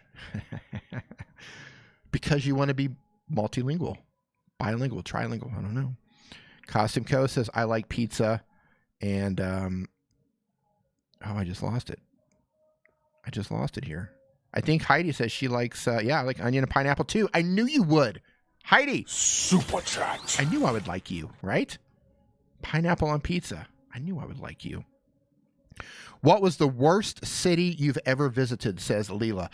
The worst city I've ever visited in my entire life, it's a tie between Jakarta, Indonesia, and apologies to my Filipino brothers and sisters, but Manila. I can't stand Manila and I can't stand Jakarta because of the traffic and because of the pollution. Now, I love the Philippines and I love Indonesia. I just don't like those two cities. I'd prefer going to a place like Cebu in the Philippines or something like that. But Jakarta, Manila, nope. All right. Favorite dessert? This is going to sound crazy. Rocky Road ice cream. Rocky Road ice cream or Rocky Road like a cookie dough, and I'll just eat raw cookie dough. Favorite show. A lot of shows. The favorite show that I'm watching right now, I'm not going to say it's The Mandalorian. Mandalorian's good. Not my favorite show. The favorite show that I'm watching right now is Vikings. I'm really into Vikings. They just released a new series, new series. New season. Sorry, new season. I'm loving Vikings. Galaxy, what do you do in your free time? What do I do in my free time? I chill out. I chill out like everybody else does. I have another business that I run. I do that. I love to make stuff. I'm a maker. I like to make cosplay costumes. I'm always improving the studio. I'm always tinkering, making stuff. I like to hang out and go to movies. Actually, I love movies. I like getting on my bike, my motorbike, and just riding around. Audiobooks, that sort of thing. Tinkering with apps. Nope, I'm not a Trekkie. I love pineapple on my pizza too. There you go. So I'm talking about, I love you people. People with pineapple on pizza. That's what I'm talking about. How long are you doing YouTube for? How long have I been doing it? I've been doing it for like, I don't know, a little over a year and a half. How long am I going to be doing it? Until it's not fun anymore. I will do YouTube until I've lost interest in YouTube. Right now, it's a lot of fun. I'm meeting some amazing, amazing people. I love going to the events. I love just getting to meet people and hanging out with them. And man, YouTube has been such an amazing experience. Until I lose interest, I'll continue doing it. Next question here. Well, if it's at least it's not spinach, get that green crap off my pizza. That's right. Favorite position. Oh, man, that's a tough one. Favorite position is going to depend on kids. No, there's no kids on here. Favorite position. Man, that's a tough one. Probably pretty basic, but it depends on the situation. It depends on the situation. We probably even shouldn't get into that. But probably me in a more dominant role, me in a more dominant position, you know, hands, grab, sort of, yeah, we're not going to talk about that stuff. Mojito, all right. What are your thoughts on creators having a second channel? Creators having a second channel, I think if you have the energy, you have the time, and you have a plan, go for it. Look, make as many channels as you want to make. Just make sure that you have the time to do it. You don't want to cheat yourself and not be able to do your main channel because you started a second channel. Favorite tech YouTuber? Ooh. All right, here, I'm gonna be real here about my tech YouTubers. I'm friends with a ton of tech YouTubers. Love those guys. Absolutely love them. Great people. There are a lot of great YouTubers who I watch because I enjoy their aesthetics. I enjoy their lighting. I like how they put stuff together. Okay. But I actually don't watch tech channels for the tech because I loathe, I can't stand. It's just chasing one thing after one phone update, one new phone. Well, wow, we got the best phone you ever seen in your life. We got the iPhone 11 Pro. Whoa, woo, it's the best phone ever. It's this. Wow, I'm going to get this phone. 3 days later, we got the Samsung Galaxy S10, but it's the Max. And right, like I can't stand that. Just pick a damn phone, right? Pick a damn phone and just keep it. You don't need to be getting phones all the time, right? So I don't have a favorite because I actually don't watch tech for tech. I appreciate their hustle, and I love the dudes that I'm friends with, but I'm just not into tech channels for the tech. So, for that. Leela, biggest pet peeve, man. Okay, biggest pet peeve is inconsiderate smokers. I don't smoke. I don't care if somebody smokes, but be considerate if you're a smoker. Don't be one of those a-holes who, like, you're at an outdoor place with or the windows are open and it's non-smoking, so you just step like 1 foot outside the door, go right by the window to smoke, so the smoke just blows right back inside. Don't be one of those people. Huge pet peeve. Urban Explorer. Hey there, sexy beast. Late because I'm fitting my fuel tank. Fingers frozen now. Iceland for me too. Yeah, man. Iceland. Dude, yeah. Van life in Iceland. That's what I'm talking about. And I think I got a couple super chats and I missed them. Oh, here they come. Okay. Why is everyone asking fun questions? We want the dirt. Stanley Orchard. Super chat. Dead Battery had fun. Thank you, sir. That's hard. Empire's in my top 10. Yeah, movies are hard, Heidi. Movies are really tough. See how long. Guys, I'm going to change my battery out, and we're going to continue this AMA for a little bit longer. So sit tight 1 second.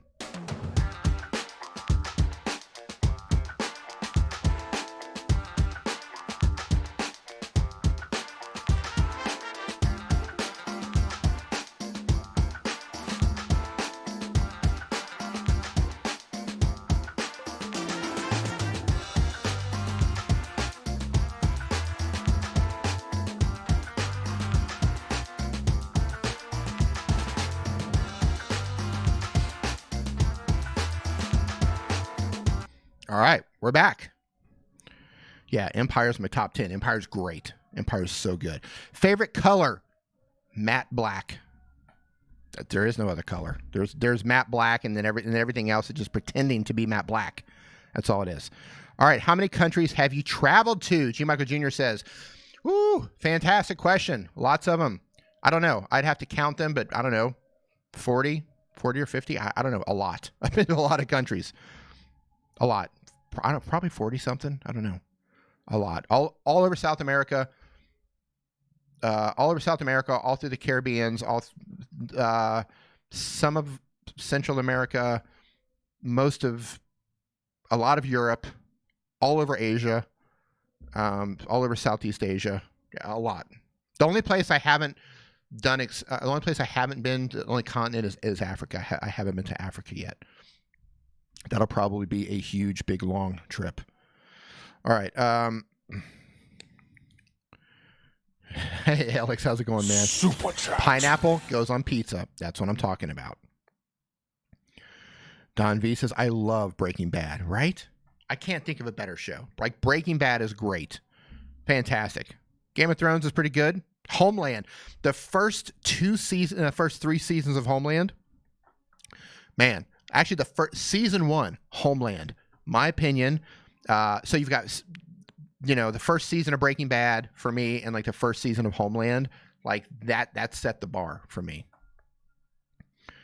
All right, let's go on through here. I think I just skipped some. Hold on here.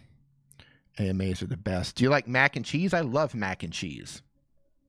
I absolutely love it. Tim says in the USA it has to be 8 feet from the door. Yeah, unfortunately, a lot of the rest of the world doesn't do that. So, and I don't care. People do what they're going to do. I just don't want to be around it. So just kind of just go do it in your own spot. Car Galaxy Studio, favorite lightsaber design. I love Luke Skywalker's classic green lightsaber, but I love Kylo Ren's. That's dope. But you can't go wrong with a lightsaber. Everyone just came in. He's on caffeine. I'm not on caffeine. Okay. Tana, so lit. Thank you, man. Appreciate that. Superchat. Love it. Pizza on Papa John's. Papa John's pizza is amazing pizza. Those of you who don't know about Papa John's, you're missing out. Favorite position, CEO. Yeah, we'll take that one. We'll take that one. Yeah, in the woods against a tree. Yep. That's what I'm talking about. Hands pinned. Yeah. You got it. You got it, Neil. Let's see here. Demonetized. Yeah, we're working on it. Yeah, Josephine missed out today, didn't she? Don't do it, D. What am I not going to do? Didn't know there was a Trekkie emoji. Long live and prosper. I think I'm missing some... Hey, Victor Valentine says, long-time lurker, big fan. Top 3 mobile creator apps for YouTube. Great question. You didn't say if it's an Android or an iPhone, so I'm just going to go general. Top 3 creator apps. I'm going to go with Snapseed because you can make any thumbnail look better. I'm going to go with the YT Studio app because that is a great app for keeping track of your analytics, answering comments, so on and so forth. And the third one would be the YouTube app in general. But if that's not good enough, I'm going to go with an app called Canned, Canned, where you can add canned responses to your phone. So you don't have to type out, like if you find yourself writing the same thing on every platform that's out there, you just write it all on your phone. You can just hit these things and it automatically just replies. Saves your fingers a lot. All right, let me go back here. David says, I only saw a couple episodes of Vikings, but yeah, Vikings is good, man. Like, it's a slow burn. Once it gets started, it just wrapped me in there. Ghost Dog 54, 2020 plans and goals. Going to a handful of events next year in the U.S. I've got some traveling in place next year. I've got my first course opening up next year for 2020 and a couple of other things. So 2020 is going to be a big year. A lot of traveling next year, actually. Linjenka 7 says, are you ready for Christmas? Nope, I'm in Thailand. We actually don't do Christmas over here. They're predominantly Buddhist. They do put up Christmas decorations, but it's not like we don't get that Christmas vibe. So no, don't really do it. Ghost Dog, are you a fan of any sports team? No. I used to play sports. I was a pole vaulter for track all through high school. I played football all through high school. Defensive end was starting. It was really good. I just lost interest in it. So no, but I respect what they do. All right, I'll keep doing down here. Don't do it. What am I not gonna do? I don't know. All right, let's keep going down here. Yeah, this is fun. Do you like a huge pain? Okay, thanks. AMA continues. AMA. Did music not work well with the previous answer question? Yeah, well, we could get my famous. We could talk about our favorite position, or we don't. Let's see. David says, I don't really see why people have to get the latest iPhone every time it comes out. If your current phone does the job, then why waste your money? Okay, so here's the thing about phones. I have the 7, I have the 8, got the 10, got the 10S, got the iPhone 11 Pro. My daily carry, because I recently got the 8, my daily carry up until I got the iPhone 11 Pro was the 7. I like the 7 better than the 10, better than the 10S. It was sized better. I love the thumbprint. It just worked better. I love the iPhone 7. Definitely did need to upgrade. But I'll tell you what, the iPhone 11, iPhone 11 Pro, 11 Pro Max, game changer. Hands down, best phone I've ever owned. So if you're on the fence about getting the 11, 11 Pro, 11 Pro Max, buy it. Huge difference. Image stabilization, amazing image stabilization in the phone. And the battery can last me for 2 days in this thing. It's incredible. But yeah, I like what you're saying. Some people just chase it just because it's Apple. Oh, new Apple stuff. I got to get it. Midnight Madness, what events did you used to attend in the U.S.? I think you mentioned demo derbies before. Yeah, when I lived in the U.S., I've been to demolition derbies. I used to, any sort of a motocross thing where the jump and they flip and all that stuff. Yeah, anything. Concerts, circuses, nitro, all that stuff. But it's been a while since a demolition derby. I miss those. Do you like cheesecake? I do like cheesecake. I'm not a cheesecake aficionado, but I like it. If you put cheesecake in front of me, I'm eating it. Let's see. Hey, Bailey J TV, how you doing? Cheesecake. D, the best game of all time. The best game of all time would be life. Stay alive. That's the best game of all time. Let's see. Favorite bass player. Boom. That's going to be probably a mix between Paul McCartney and Billy Sheehan and Flea. Yeah, but Paul McCartney. I mean, come on, right? But there's some other good ones. Stu Hamm, Victor Wooten, love those guys. Jaco Pastorius, fantastic. But if I had to pick one, Paul McCartney. Cheesecake. Do I have a YouTube crush? Ooh. Oh, man, this chat just blew past. Hold on 1 second. I just lost that. Hold on. Hi, D. Hey, Naveen Nimagada. How are you? I hope I just didn't destroy your name. I'm doing well, man. I hope you're doing great. Mr. Code, how you doing? We're doing an AMA, so we're doing a little bit, some different stuff in here, answering questions. Ask me anything. I'm going to get to as many of them as I can here. Crazy Tech and Puppet says, me too. I don't follow sports. Yeah. I was into it. Like when I was younger, all into sports. Love sports. When I stopped playing sports, I lost my interest in sports. Now I'm just not into it. Hey, Outdoors with Eric. How's it going? G. Michael Jr. says, I'm surprised you didn't say TubeBuddy on your list of favorite apps. Well, the TubeBuddy app, isn't something that I would consider a like if I had to pick 3 apps for YouTubers, the TubeBuddy app is good. It can definitely help you with your keywords and stuff. But if I had to pick 3 apps, it would go in my top 5. It's not going to go in my top 3. Kitty says, D, who inspired you to make your own YouTube channel? My brother. Hey, Don Moody, how's it going? Hope you were doing well. Yeah, my brother inspired me. When he first came to me, he says like, hey, I'm making a YouTube channel. And I'm like, cool, have fun. Then it's like, hey, listen, I've been doing this YouTube thing and I got like 100,000 subscribers. And I went to this event called Vid Summit. It was really cool. You should consider making a YouTube channel. And I was like, yeah, whatever. So, but over time, you know, I got into it. I didn't understand. I just thought it was a place you uploaded videos for kids, right? Like I didn't really think anything of it. I didn't even watch YouTube that much. I wasn't into the culture. I wasn't into what was going on there. Occasionally watch YouTube videos. I didn't know who Casey Neistat was. My brother showed me. I was like, yeah, so what's popular on YouTube? And he showed me different people. I'm like, oh, wow, okay, that's cool. And funny thing is I actually didn't like Casey Neistat when I first started watching him. I was like, I don't understand. I don't understand the hype. But then I got to know the video personality, right? I started watching his videos, and then I started picking up on the things that he was doing, and then boom, hooked. It was a process for me. Empire Z says, my channel will get terminated on 10th of December. No one's channel is getting terminated on 10th of December.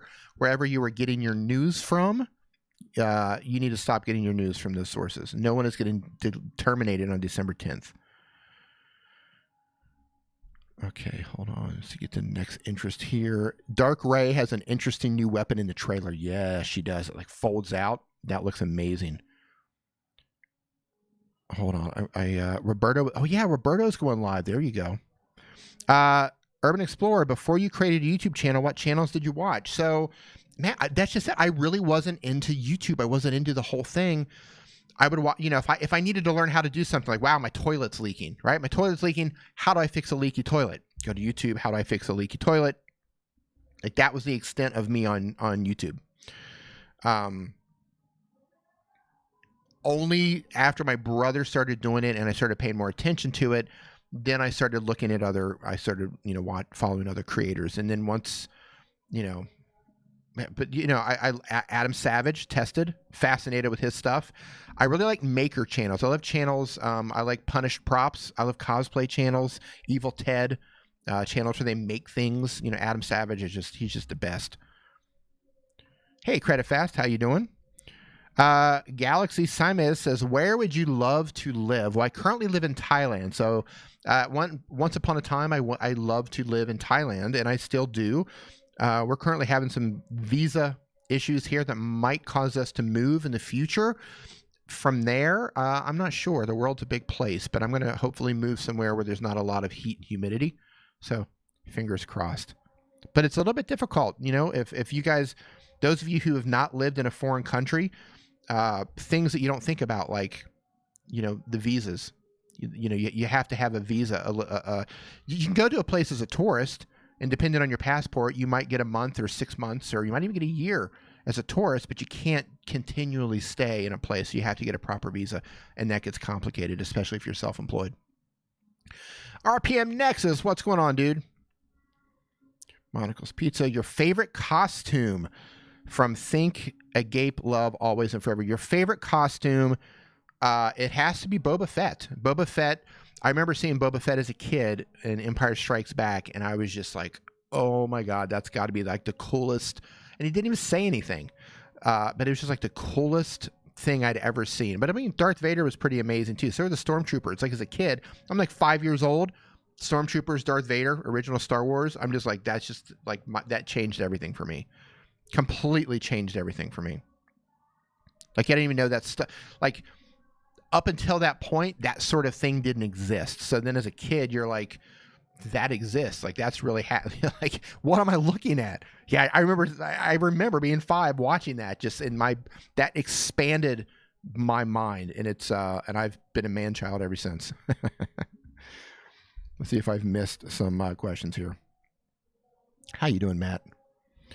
Blurs XD says, why did you travel to those countries? I love to travel. I really enjoy traveling. I like going to new places. I love there's 2 different types of trips for me. There's trips where you go and relax. So that's where I'm going to go to a place where I know it's going to be a low stress trip.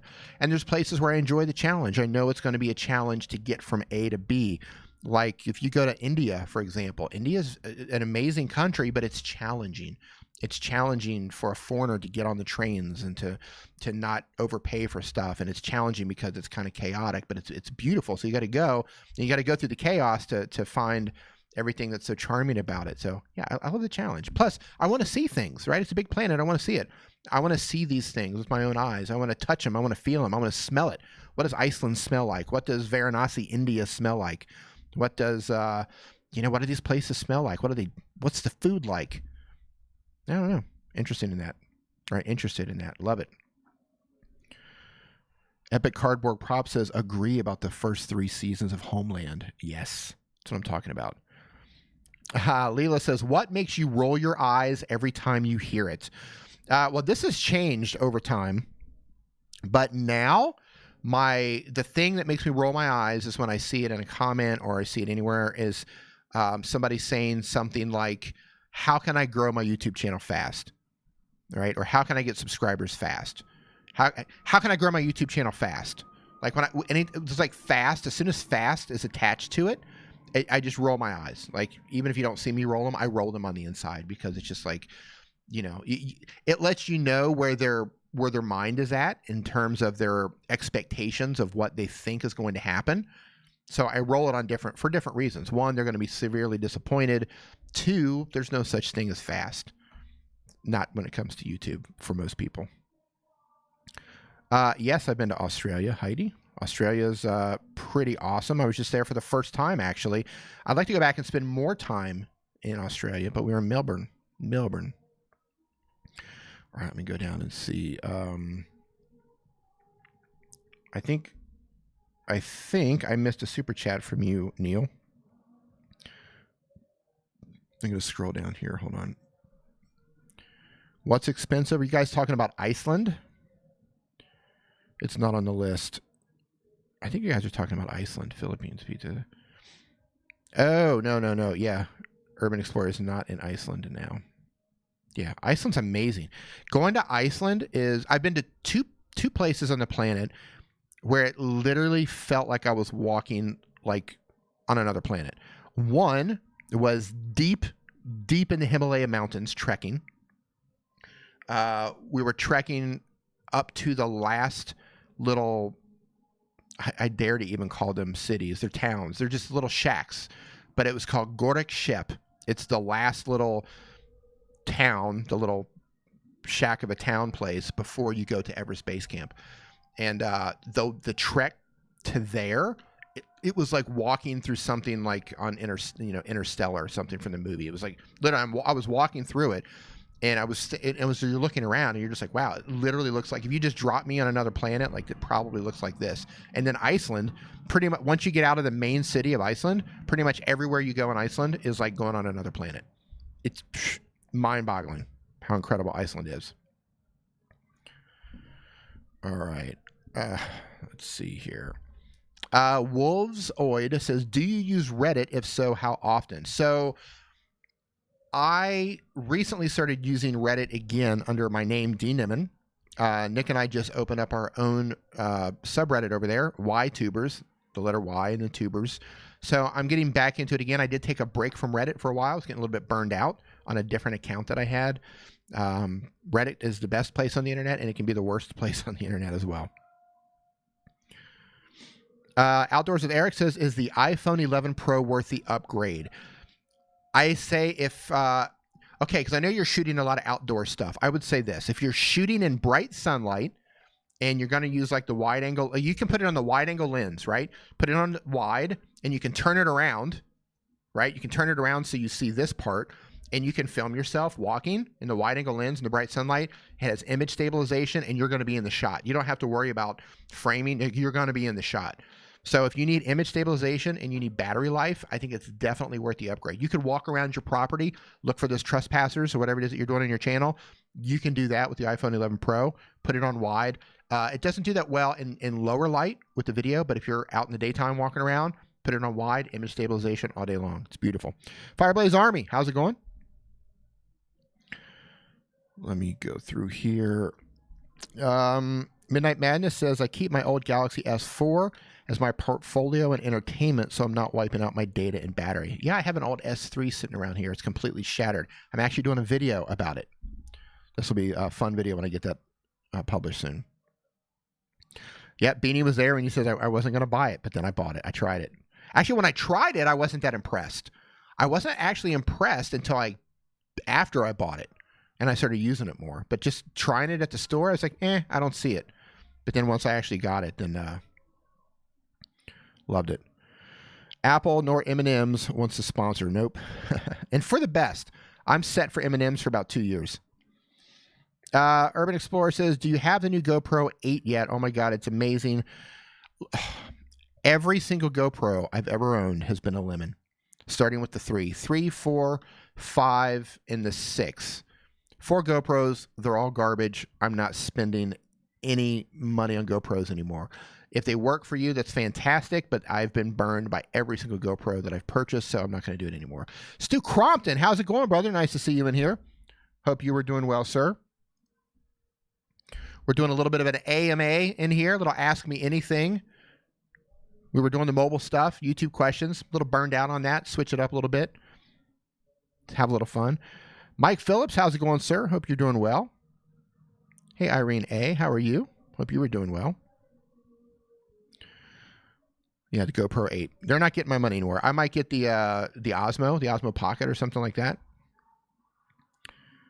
I'm not a fan of GoPros either. Yeah, it's just, they failed me. Every place I've taken a GoPro, they have failed me. They either didn't record, or they didn't, the footage was messed up, or they just didn't work at all. Always something with a GoPro. I've been to some amazing places. I've taken a GoPro, and the footage is always ruined. Always. Or it just didn't record for whatever reason. I do not have the DJI Osmo Action, Leela. My brother has it. I don't have it. But if I needed another one, that's probably how I would go. Yeah, so a lot of people in here. Pam's Pretty Plants. I had 2 GoPros and they were useless within a few months, right? Hey, Irene A. from the Philippines. Where are you at from the Philippines, Irene? So Stu says, how do you keep sane after all the negativity on YouTube? That's a great question. I have to take it in doses. So I go through periods. Okay, when I first started my channel, I went out of my way to make sure I was just on top of my comments, But as more people started coming to my channel, 64,000, 65,000 people in there, and they're leaving comments, more toxic people are coming in, and I delete a lot of them, and the spam filter catches a lot of them. But it's not just the toxic ones, it's just the ridiculous answers, it's the ridiculous questions as well. Like, I can make a video, and almost all of my videos are like this. Let's say I made a video and I titled it, How to Use iMovie for Beginners. I guarantee you there will be 10 people who leave comments that say, D, can you make a video on how to use iMovie? Like, they'll leave comments underneath that video. A video titled, How to Use iMovie for Beginners. And there'll be comments, can you make a video how to use iMovie? And you just want to smash your head on the desk. So what I do now is I just take a break. Sometimes I'll go 3, 4, 5 days without answering comments. And then when I feel the energy, then I'll sit down, then I'll power through them and catch back up. And then when it starts to wear me down a little bit again, I just take a break. I walk away. I do something else. Those comments are going to be there. But that toxic stuff, the negativity, I delete a lot now too. I delete really fast. I've always been pretty heavy on the delete and hiding from the channel, but now I'm just like, nope. Like, if you even just make me feel a little bit like, that's a little bit toxic, gone. I don't have time for that. I want positivity in my look. Life's hard enough.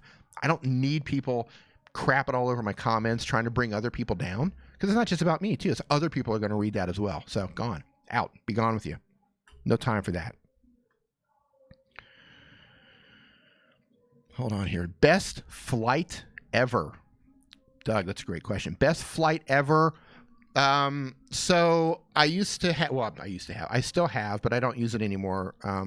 I have friends that work for United and friends who work for Delta. And if I go somewhere where I don't have to be on a schedule, which means my days can be a little bit flexible. Then we use their companion passes or buddy passes, depending on what they call it, depending on the system that it's on. And we'll usually fly over like in business class or first class. So I think United's first class to Tokyo is pretty good. Really good, actually, I think. So yeah, probably United first class. When you're talking about brain damage, oh. Leela says the biggest lesson you've learned in YouTube in the past 1.5 years. The biggest lesson that I've learned in the past 1.5 years on YouTube is that YouTube will be there if you need to take a break. If you need to take a break for whatever reason, for mental health, just to make sure you stay sane, maybe you want to go on vacation, maybe you just want to take a break because you just want to take a break, you need to recharge your batteries. YouTube's going to be there when you get back. The world, you know, the universe is not going to implode. You're not going to lose your channel. YouTube is going to be there, and your community is going to be there when you get back. So you can take a break, take a break. Another thing that I've learned in that time is how important it is to make relevant content and link that content up together and have some sort of a content strategy. That's incredibly important. Beanie says, D's always shaking when he's reading his comments. Through a lot of, look, I appreciate the comments. I love that people are going to take the time to leave a comment. But like, if you're going to take the time to leave a crappy comment or a comment that's going to bring somebody else down, I got thick skin, right? I'm old. I don't care. Like, you're not going to say anything to me that's kind of like, you know, people say all kinds of mean stuff in my comments. I don't like, whatever, like, do your worst, kid, right?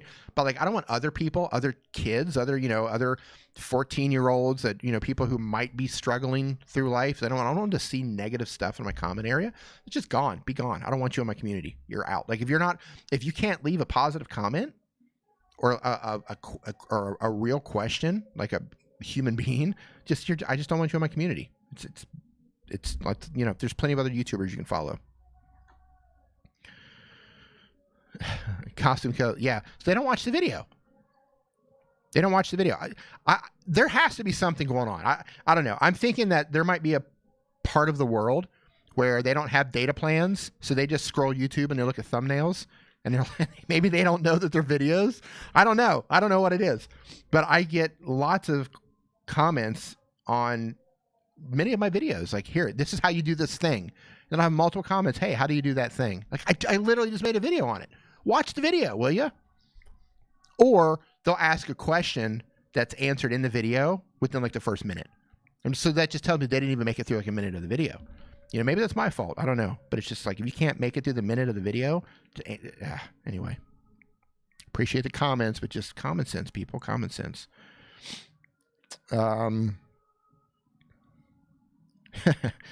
Yeah, I feel you, Neil. It's the same thing. Yeah, there's a lot of angry people on the internet, but I also feel like, you know, hurt people try to hurt people, you know? So like, I think people who are trying to be toxic, people who are trying to spread negativity, people who are trying to hurt other people, I think those people are hurt, you know? Those people are broken and they're trying to lash out. They're angry. They're trying to spread that, you know? I don't, yeah, Leela, there it goes. Hurt people. Yeah. So, you know, I feel bad for them, but at the same time, like, I'm not there to console. Like, I'm going to teach you how to use your phone. I'm going to teach you how to use your app. I'm not your psychiatrist. That's not why I'm here. So if you're going to be a dick on my channel and you're going to be rude to other people, rude to the community, you're just gone. You know, I'm not your daddy. Let's see, what are the questions here? Common sense. I'll see myself out. I'm a fan. So if you guys are just joining, we were wrapping up an AMA. We wanted to take a break from the YouTube thing, take a break from the mobile thing, and we're doing a little AMA. So if you guys have any other AMA questions, I'm happy to answer them. You can ask me anything. That's kind of fun. We went through. Stu Cromp says, how is Chiang Mai this time? Stu, the weather's fantastic, dude. It's like jacket weather. It's actually cold. No air conditioner needed. It's the best time. It's winter season here anyway, but we've got like a cold front that came in, so it's extra cold. Leela, I'm not your daddy. I'm your father. There's a difference between daddy and father. I love that line in Guardians of the Galaxy with what's his name? What's he say? Well, I'm Mary Poppins, y'all. Well, what's that character? What's he say when he's going up? I might not be your father, but I'm your daddy. I love that. That's so true. Big difference between fathers and daddies. Oh my God. Let's see. Leela says we should make a compilation about all the things he said in this stream, and it'll be super dirty. Talking positions, who's your daddy, tapping that. Yeah, you know, I should just mark this as like 18 plus. Zolf Photography. I came in as you said, I'm old. You're not that old. You'd be surprised, Zolf Photography. At TechGamer1234 says, what's the best way to edit and grow my channel? The best way to edit, you get better at editing by repetition. So since you're a gamer, you're going to have to learn how to edit your gameplay. You think of editing like this. If you're a gamer or you're a vlogger or something like that. You're either trying to A, tell a story, or B, spread a message.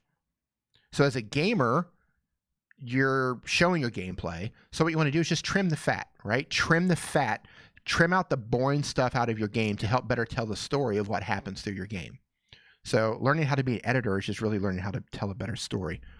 Leela can probably give you better tips on that. Who's your daddy? That's right, Costume Co. Let's see what else is here. Melda, Irma, and Baby Family. How are you? Hope you were doing well. Blurs XD. How old are you? Old enough. I'm old enough. Gray hair. Come on. I got some white down here. Old enough. Old enough to know better. Yeah, I think we should lift this stream to 18 plus. Then we can truly do a true down and dirty AMA. 18 plus only. Free 99 says, I love editing. Editing so much. Yeah, I love editing too.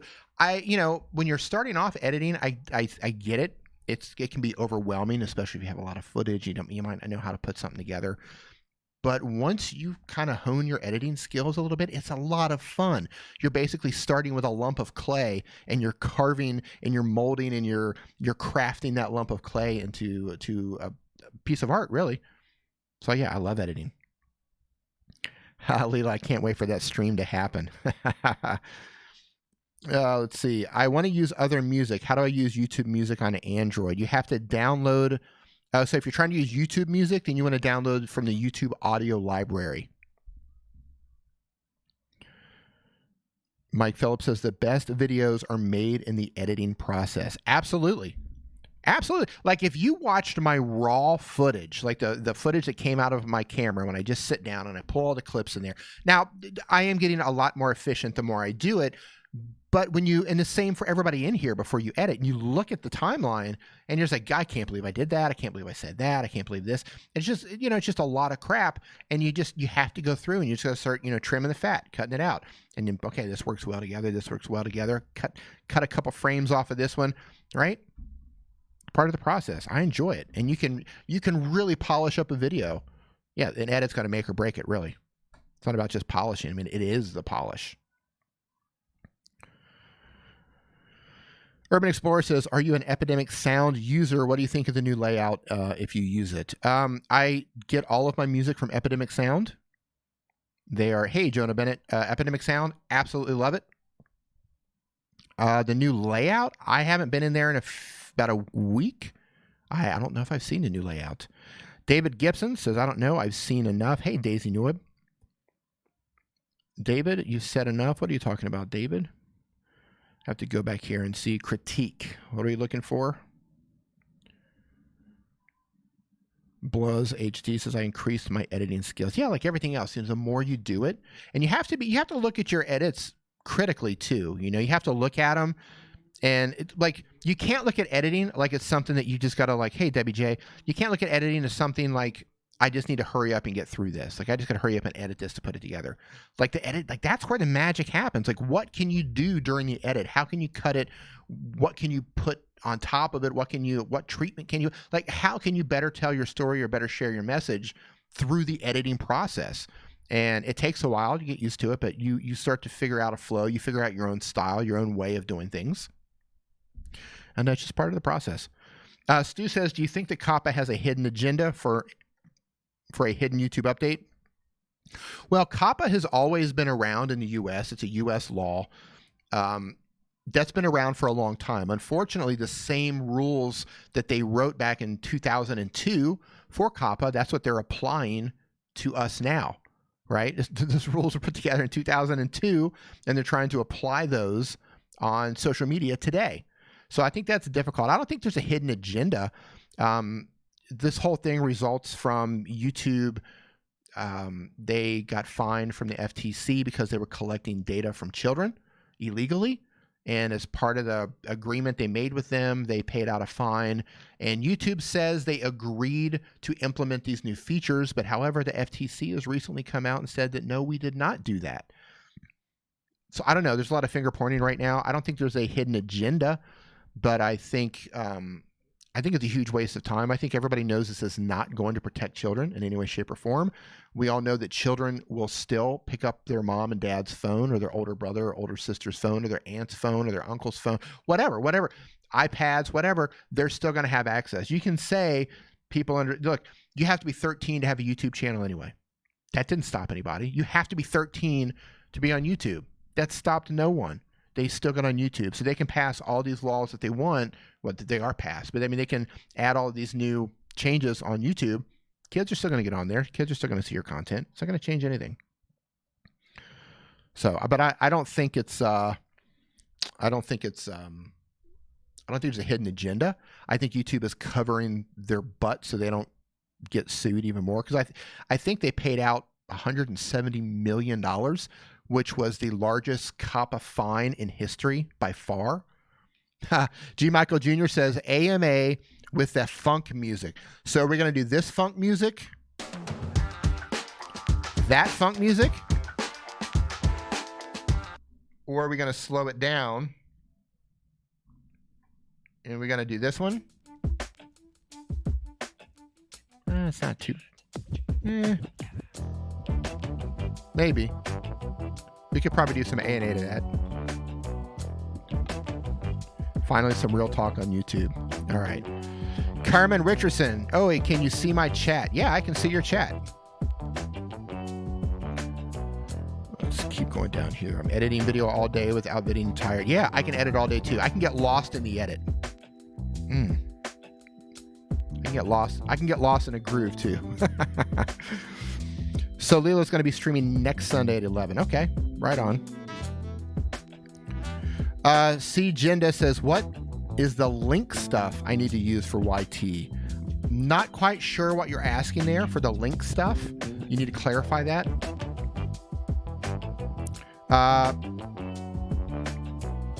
Hold on here. I just missed something. Critique. Hold on here. Lila McPherson Real Talk. No, I'm pretty sure calling me a retard, I'd not critique make. That's bullying, especially when I'm saying, what? I don't think anybody called you a retard. Those are words that are not welcome here. So there's no retard calling, no name calling, no bullying happening here. That's not how we roll. How's it going, Daisy? Stu Crompton. Superchat. Thank you, brother. So let's see here. Is it a lot of views? G. Michael Jr. says it's got the Barry White funky. There you go. There you go. That's a whole lot of wronga. Zero this year. Chats. No, not really at all. Okay. Got another one. Superchat. Talking Out Loud with Keisha says, have you heard of channels facing consequences due to too many emojis in chat as well as certain words? Okay, so there was Mark, the Spieler. I know, I'm forgetting his last name. Mark Spieler, I believe is his name. So huge channel, and he had his channel, or he had all the community members in the channel. They were all adding tons of emojis, right? Just tons and tons and tons of emojis. Large channel, huge amount of people in the chat, enormous amount of emojis flying in. So the YouTube AI says, oh, look at all these people spamming. All these people are spamming spamming emojis, and they started banning all of those things. So I think it was more of the AI just kind of like did what the AI does and incorrectly nailed them. But you got to think about the size of his chat, all of the people posting the emojis. So that's where that stems from. As you can see here in the chat, people are putting emojis. People are writing different things. It's fine. You just don't want to start blanketing the chat with emojis. That's what got them in trouble, because the AI will see that and they say, oh, that's spam. Because that's what spammers do. Spammers will come in and just keep posting the same thing over and over and over and over. Spam. So that's how they got nailed on that. And I don't know if they got that undone or what. I haven't kept up on it, but that's where it originates from. Think Agape Love Always and Forever says, D, I have a friend who got their account hacked by a pimple popper. She thought she was talking to Tube support through email 3 weeks, but it turns out she might be talking to a hacker. Any advice? Yeah, well, if her channel was hacked and she no longer has access to the account, she could try reaching out to YouTube and explain the situation, but it's an uphill battle to try to get your account back if you don't have any contacts at YouTube. Yeah, you got to be careful, man. So there's emails that go around. They'll send out emails and they'll say, you need to do something for YouTube. Click on this. You know, you've got 3 days to do this or whatever. You click on that and it takes you to something that's not YouTube. Yeah, you got to be careful what you click on. You got to be careful who you talk to. But in terms of any advice, she can reach out to Team YouTube on Twitter for a start, at Team YouTube, and just say, my account was hacked. Who do I need to contact to try to get back in? Roll the dice on that one. I really don't know how that's going to work out.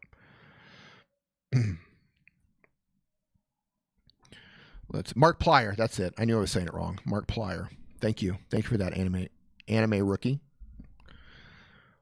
So Cjinda says, so if I want to use music by McLeod, do I only have to type out that it's his? Okay, so here's the thing. A lot of people think that just by giving someone credit in their description that they're allowed to use parts of their video or parts of or all of their music. Well, I gave them credit. It doesn't work that way.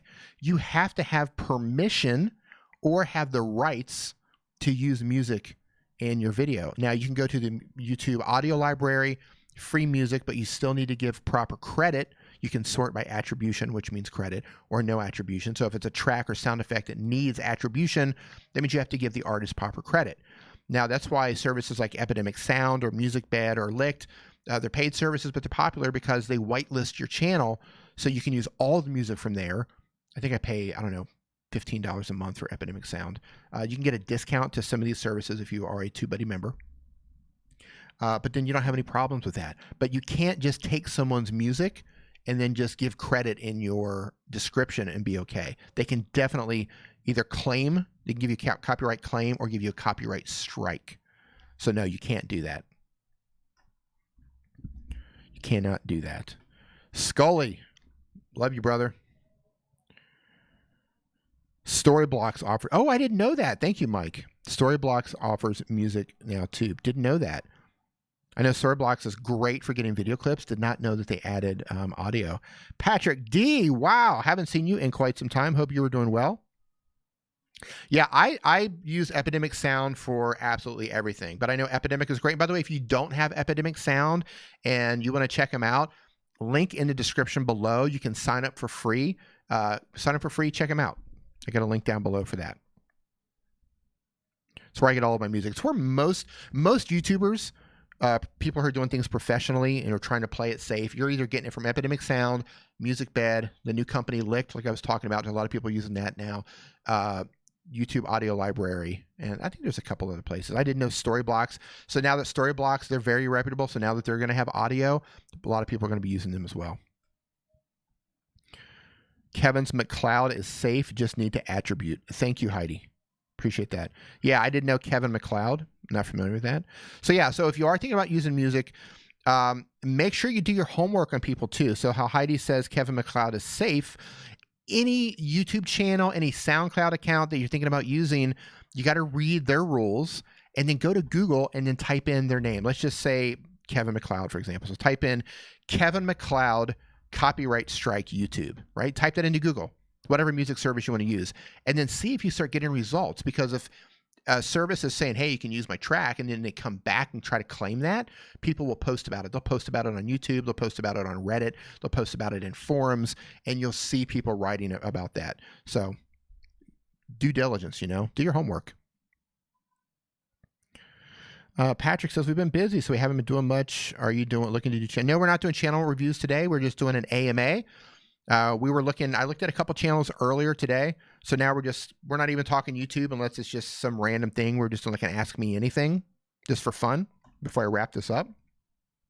And we had some great questions in here, but I think the best question was, how do I eat my pizza? I need some pineapple. Talking Loud with Keisha says, yes, I received tons of those spam emails. Yeah, you got to be careful. If you tap on those spam emails, they can definitely end up with your passwords. And this is the thing too. If you are using side-loaded APK files, a lot of Android users, they say, I don't want to pay for an app. There's a website I can get, let's just say KineMaster. I can get KineMaster for free. I go to this website, I can download this APK and put it in my phone. Here's the problem with that. I mean, I get it. Maybe you can't afford to pay, whatever. Let's not get into the morals of this. Let's just talk about the security here. You are downloading an APK file from a source that you don't know. Why did this person crack this app? Now, some people crack them for cred. They want street cred. They want, hey, this person's a good hacker. But a lot of people, they hack those and they put malware inside of them. You can go to Google. You can search for any of these apps, and you're going to find tons of people who got hacked because they were using APKs. They basically downloaded APK files to their Androids, and they had malware in a malware that took their passwords, got access to their files. YouTube account gets hacked, Gmail gets hacked. It happens all the time. Go to Google, look it up yourself. Happens all the time. So if you're using bootleg apps, be warned. You're putting your accounts and all of your passwords and your phone in general, the security of your phone is at risk. So make sure you're getting that stuff from very legit sources. And I hope you're not stealing the apps, because developers are creators too, right? As a YouTuber, you want to get paid for the stuff that you create. A lot of people are trying to get monetized so they can make money. Maybe you are monetized and you're trying to make money. Developers are creators too. Just because they have a company name in front of them, they're still creators. That's just what they create. You create videos, maybe you create gameplay, or you create how-to content. They create apps. So you don't want people jacking your stuff. So keep that in mind when you're stealing stuff. Developers are people too. Buy that stuff if you can. Yeah, David, it is. It's dodgy. Crazy Tech and Puppet says, is 1,000 a psychological barrier? And once it's reached, people more likely sub to you? That's a great question. So there is a thing called social proof. Social proof is basically when people look at your vanity numbers, your exterior numbers, and they make a judgment on your channel based on those numbers. For example, a lot of people, hey, Alan Osborne, how you doing? A lot of people, hey, Damon Warren, how's it going? A lot of people might not, okay, so you get suggested a video, some random video, and you look and it's like, oh, this person has 80 subscribers. Yeah, maybe I'm not, just something happens in your brain, and unless their video is really good, you might not go watch more of their content because it looks like a lot of people are not interested in that. But this weird thing happens when you look at something with a lot, like, wow, there's a lot of views on this, or wow, they've got a lot of subscribers. Maybe I should pay attention to what they're doing, right? So I think that social proof is at different levels. For me, I'll watch content from any size channel if the video, I'll watch one video if it's good, and if it's good, I'll watch another one. So I don't care if you've got 1 subscriber or 5 million. If your content is good, your content is good. In terms of what other people think, I'm curious, what do you guys think? Do you guys have a number? Do you ever look at a channel and say, yeah, that channel's really small, I'm not going to look more into them? Or do you have a number? Is it 1,000 subscribers where you start to take somebody seriously? Is it 10,000? Is it 100,000? Do you have that number? If so, let's talk about it. I don't, other than the fact that I will, I look at the content, I look at the thumbnails, I look at things differently now because I am a YouTuber. And I am aware of the process, and I'm aware of what's going on. So I'm probably a bad person to ask what my personal preference is, because I analyze everything a little bit differently because of how I'm approaching YouTube. But I think with anything else, I think the more you grow, the more views you have. I mean, what are you going to click on? Let's just say 2 videos show up side by each. Thumbnails look almost exactly the same. Titles look almost exactly the same. One of them has 500,000 views on it, and one of them has 5 views on it. Which one are you going to click on? You're going to click on the one that you think everybody's watching because it must be good. So maybe there's some truth in that. I don't know. Hey, Savage Scientist, how you doing? But yeah, it comes down to that thumbnail. Talking Loud with Keish says the first 2 minutes of a video is the most important. Not even the first 2 minutes. You've got seconds. 2 minutes, like if you can get people 2 minutes into your video, that's great. Keep them going. But you've got seconds. Seconds to get their attention. A lot of people make the mistake of putting this big fancy intro together, and they put it at the very beginning. Like, oh, here's a 20-second intro. Nobody's watching that. They're going to leave, right? If you're going to do an intro, keep it short and sweet, 3, 4, 5 seconds. Do it after your hook. In most cases, you know, tell them what the video is going to be about. Bam, do your intro if you even have an intro. Like, yeah, you've got seconds to get their attention. And then you've got to hold that attention. 2 minutes is being, that's being generous. Hey, Travel Explorer Click, how you doing, man? Says great content, D, loving the live stream. Thank you. So usually we do a live stream where people ask questions. I usually have a link. Well, I do have a link, but I've turned it off, where if you have a question about YouTube, being a mobile content creator, mobile YouTuber, you can ask a question. I answer those questions in the order that they're received. We did that for a while, but I just decided we'd do something a little bit different. We're just doing like an AMA. So just ask whatever. You want to ask something personal, you want to ask about YouTube, just do whatever. Crazy Tech and Puppets, have a good one, man. Yeah, we're answering YouTube specific questions, but now it's AMA. We're gonna do it just a little bit longer, and then I'm gonna head on out. It's a little bit after 12. David Gibson says, I took out my intro as I saw a drop in watch time, and yeah, it seems to have helped. That's the thing, man. You have to pay attention to your audience retention. You have to look at those graphs, especially if you're changing up how you do your intro, or you're changing up how you present on camera. Like, I'm going to say something different at the beginning, right? Try different types of hooks.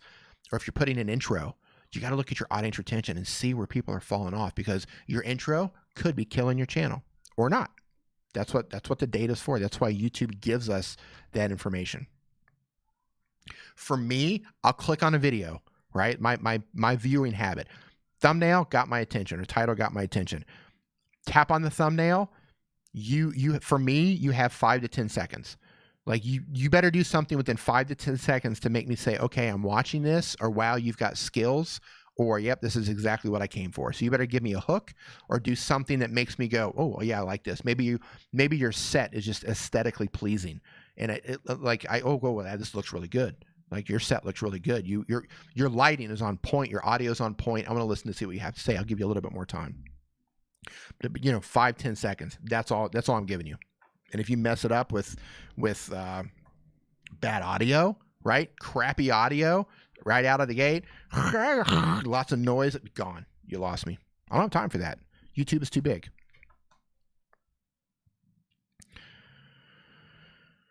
Oh, let's see. All right, let me see if there's anything else that I missed here. Took my intro out. Yep, right on, man. 3 to 5. Yeah, 3 to 5 seconds. Yeah, I know my videos where I didn't have a strong hook. And that's something else that I really focus on now. Earlier on, I tried to do a hook, but I wasn't that experienced yet in terms of making that intro. So now I try to focus more on saying something or showing something that will get the user's attention instead of just slowly coming in. Sometimes I do something visually. Sometimes I'll say something, or I'll say it in a way that will get their attention and make them want to watch a little bit more. I find that if I nail that hook, then across the board, my audience retention will be a lot higher. If I blow that hook at the beginning, the video usually doesn't do well. Okay, no audio in mine. Okay, there you go. All right, so thank you, everybody who hung out. Thank you to everyone who asked awesome questions. Thanks for everyone who left a super chat. Thanks for everyone who shared this out. Thanks to everyone who gave this a thumbs up. And thanks to the one person who gave this a thumbs down with your little butt hurt self. I appreciate the engagement. It's all the same. It's all good. Moderators, thank you for doing your thing. I will be streaming next Saturday with Nick over on his channel on Nimmin Live.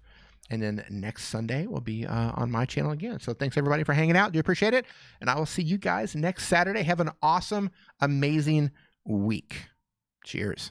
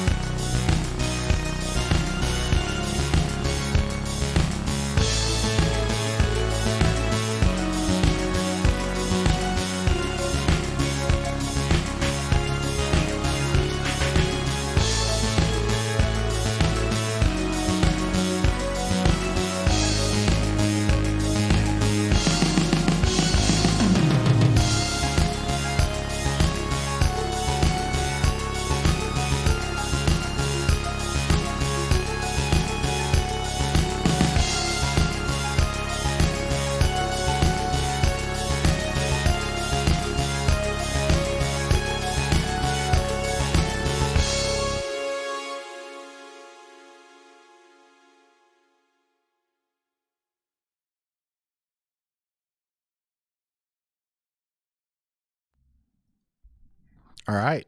So the after party has begun. Susie, yeah, we just shut the stream down. We had a good time. Great questions. We did an AMA. That was a lot of fun. Susie, you did just miss it. So so now that everybody's gone, the 23 of you who are still hanging out, the 24 who are hanging out, let's get into bonus round. AMA bonus round. Go. Make it count. Make it count. AMA. Go. Go. Go. Go. We're gonna make this one count.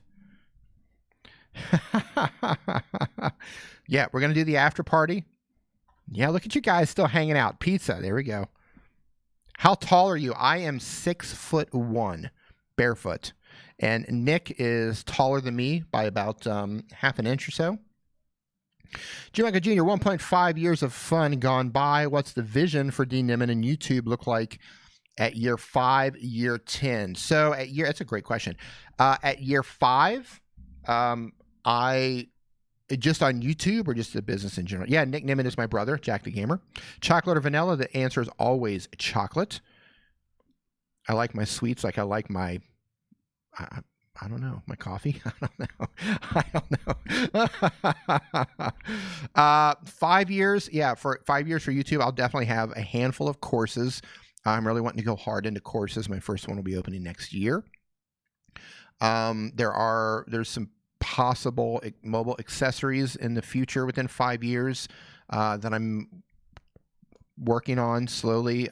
Possible app or two, as well as some more app consulting. I've been doing that as well, and that's pretty cool. So 5 years, yeah, doing that. 10 years, to be honest with you, man, I have no idea. That's for YouTube. That's long.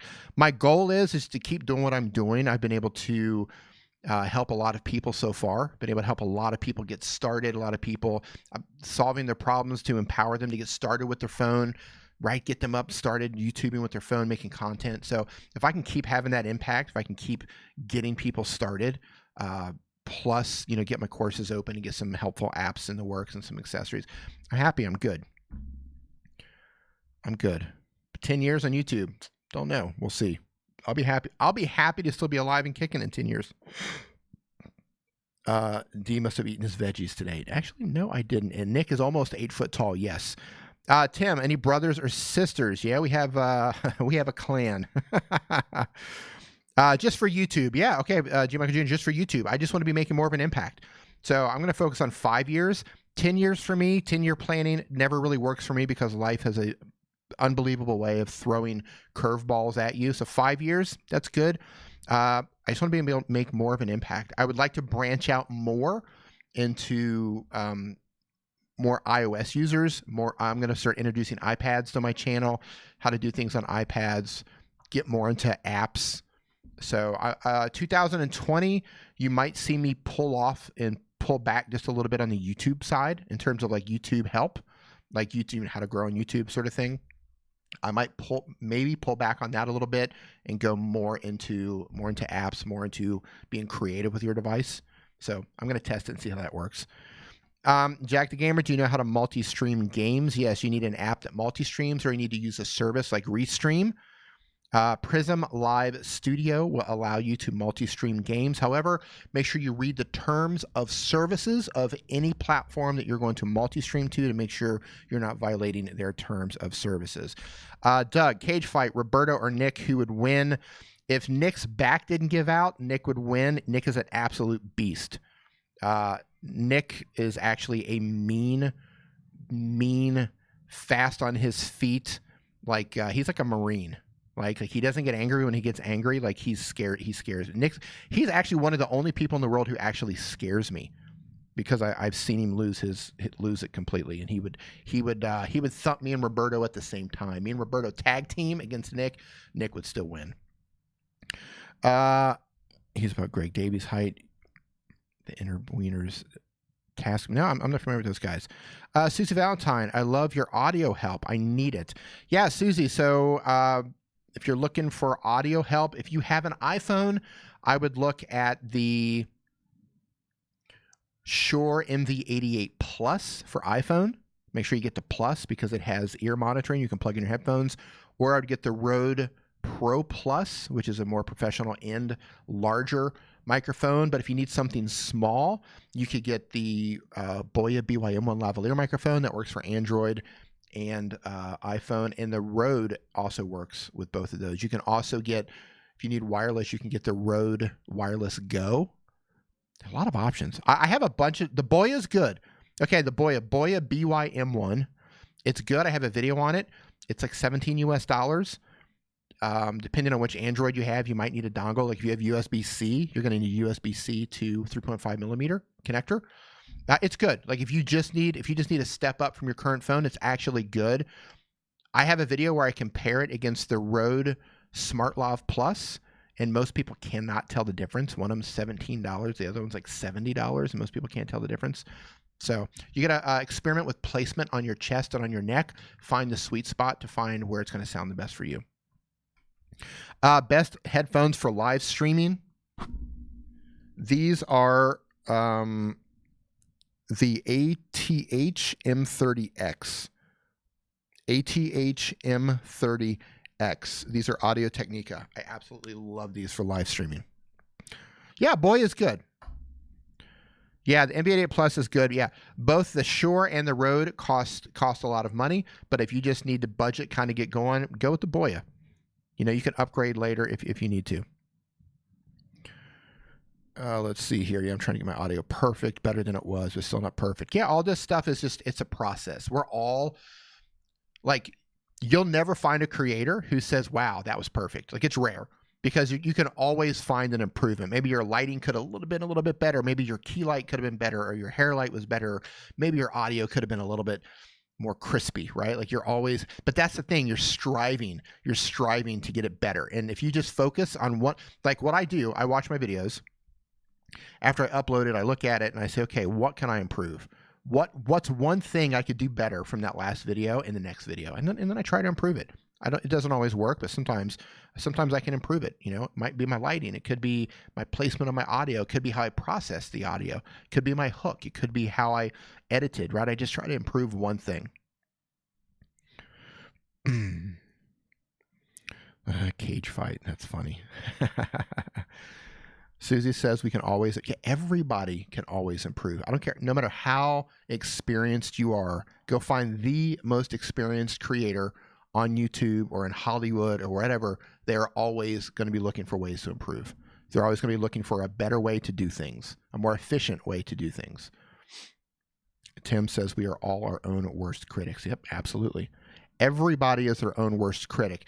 The thing is, you have, especially when it comes to YouTube, you have to learn where that line is. The line where you say, I'm not going to release it versus it's good enough.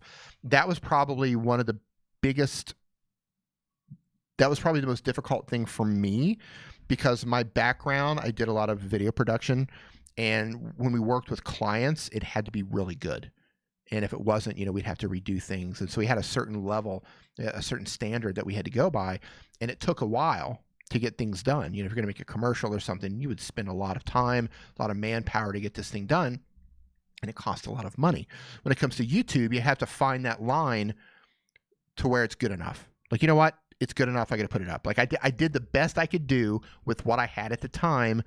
It's good enough. I'm going to put it up. So I've put up videos that I knew were not my best work. I knew they could have been better. But then again, you have channels, you know, I don't know if everybody does that. I'm sure there are some people who only put out the best stuff. But even then, I bet that they would even critique whatever their best video is, they would probably critique the hell out of that too. Absent Rule, what's up, Joe? Better late than never. Joe, we already did the stream. This is the after credits. Just answering a couple more questions here. Legofy Your Life. On a scale 1 to 10, how important is 3-point lighting for videos? 3-point lighting on a scale 1 to 10, I'd say it's a 1. I don't think 3-point lighting is going to make or break. Like, nobody's going to. Okay, I've never subscribed to anyone or watched multiple videos on theirs because their lighting was good. I might look at the total thing. I might look at the entire package, their aesthetics, their lighting, their audio collectively. But people are coming to your channel because they like whatever it is that you're doing. Maybe you're teaching them how to do something. You're inspiring them. You're telling a story. You're sharing a message. Whatever it is that you're doing, that's why people come to your channel. Now, you can do a lot with a single light. You could do a lot just sitting by a large window in the daytime with a white curtain or a white bed sheet hanging up as a curtain with nice soft light diffused just washing over you.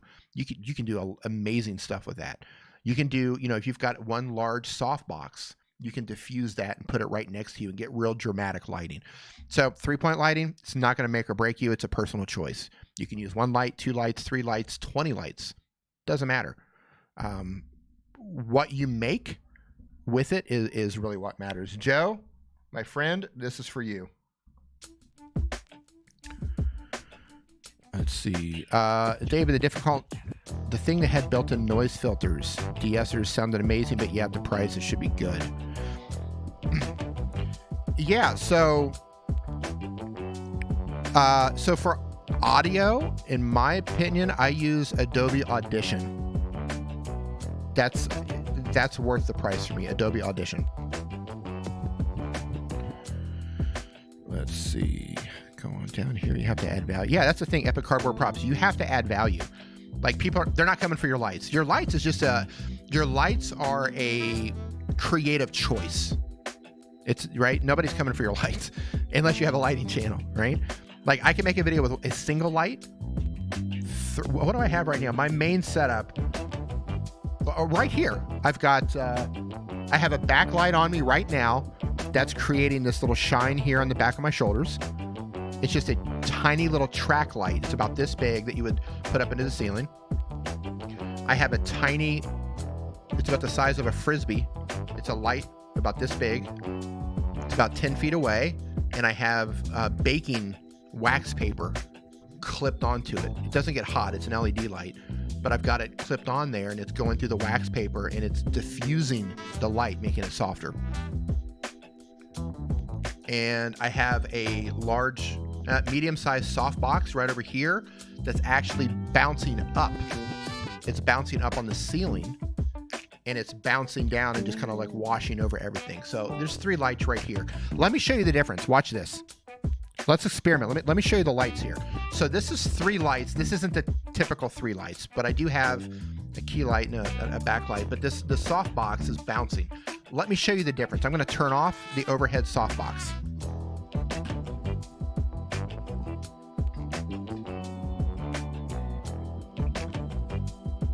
So now this is 2 lights. This is 2 lights. So I still got the front light, and I still have the back light. You do it. What's going on, brother? Hope you're doing well. Yeah, so here's 2 lights. And we can experiment with this, and so you can really see now that I turned off the softbox, you can see how this backlight is really kind of shining here on the back. And because of my hat, it's casting a shadow here. Midnight Madness, yeah. So now I'm going to change it. I'm going to turn the softbox back on, and I'm going to turn off this light here in the front.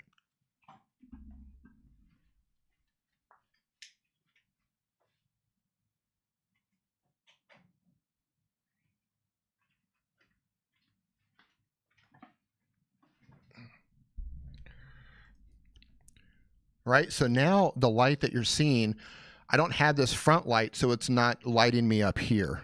And my camera's actually having trouble focusing because there it goes. Let me, there, oh. This is what low light will do with autofocus. Hold on. There, come on. Come to daddy. Focus. There we go. So what's happening now is the softbox is shooting up on the ceiling, and it's washing down.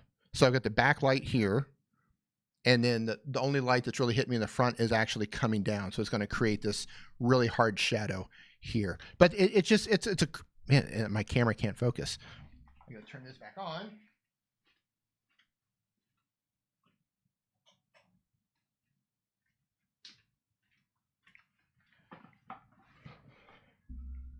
So all of this stuff is just, it's just a creative choice, you know, and you can move things around. Like I could move these lights around to get different looks, more dramatic looks, more, you know, you can move it to get more cinematic type lighting. You can experiment and do whatever, but this is just kind of the way our room is set up and the way we have to put the lights based on how this live streaming setup is. This is the way that we have to do it. Desi Lake says, hey, I'm new here. Welcome. Are you live every Sunday? I'm live most Sundays, yes. If I'm not live, I'm either ill or I'm on the road somewhere. Usually we do, I answer your YouTube questions, your mobile creator questions, but I'm getting ready to wrap it up right here. So yeah, live every Sunday. I hope to see you next Sunday. We will be here.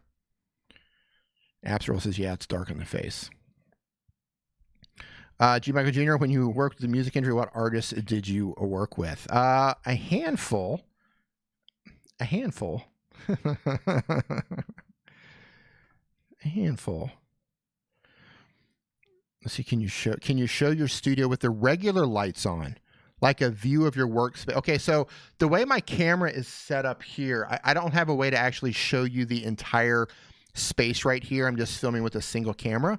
But maybe I could do that for a future stream, because I do have a way to hook up my phone, which I didn't do. I can hook up my phone and kind of show you around, that sort of thing. But this is a really tight, kind of small area. SE Lock and Key, he said that 20 minutes ago. Don't believe him. Don't believe what? Don't believe what? Hold on here. That'd be thanks. Yeah, in terms of just room lighting, yeah, like if I turned all these lights off, you actually wouldn't see me at all because of the way that there's only 2 actual ceiling lights in this room. So if I turned off the studio lights and I just turned those on, they're tungsten bulbs, I think. They're yellow bulbs, so you're not going to...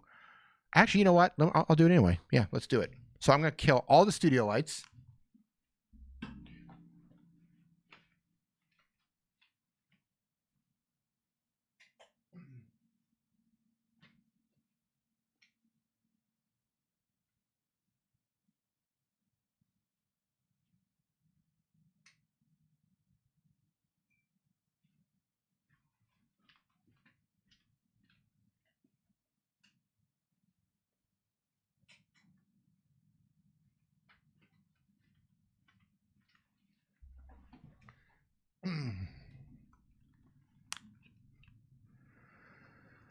All right, so this is what it looks like with two actually, no, hold on.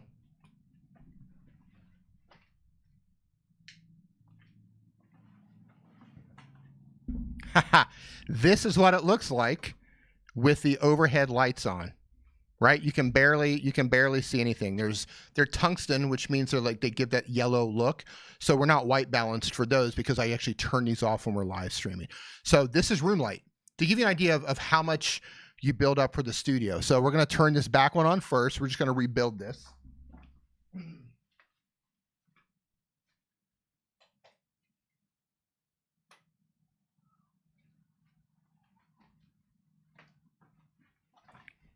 So this is just the backlight now. This is only the backlight and one room light over here. So now I'm going to turn on the front light.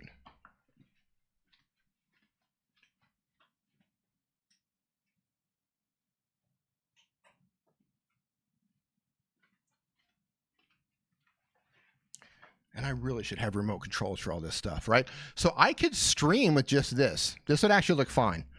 If I went live with this, right? If I could go live with this and it would be fine. It'd be perfectly fine. But I'm going to turn on one more just to give just a little bit more light.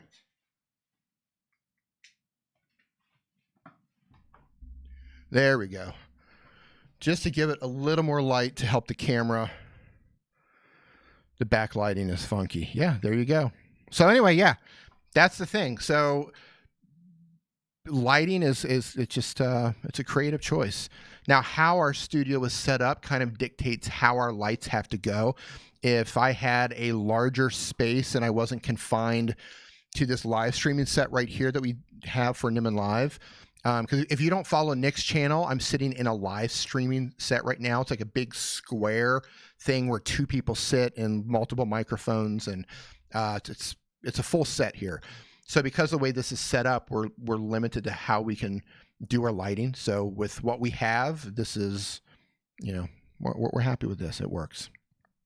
Oh, we need a disco ball. Yeah, there's my exercise for the day. The purple light in the background's a nice touch. Yeah, it can change colors. It's change whatever colors. Okay, so that was the encore. That was a lot. That was probably the longest encore that I've ever done during a live stream. So again, thank you all for hanging out. Thanks for, you guys are the champions who hung out after the stream ended, after the thanks for watching played. You guys hung out. So Leela's still in here. How's it going, Leela? I've returned, had to drive home. All right. So that's it. I just went through my lighting, and I'll see you guys, and I'm going to log off for real this time. Probably. I'll see you guys next time, unless I'm back after the end of this. Ciao.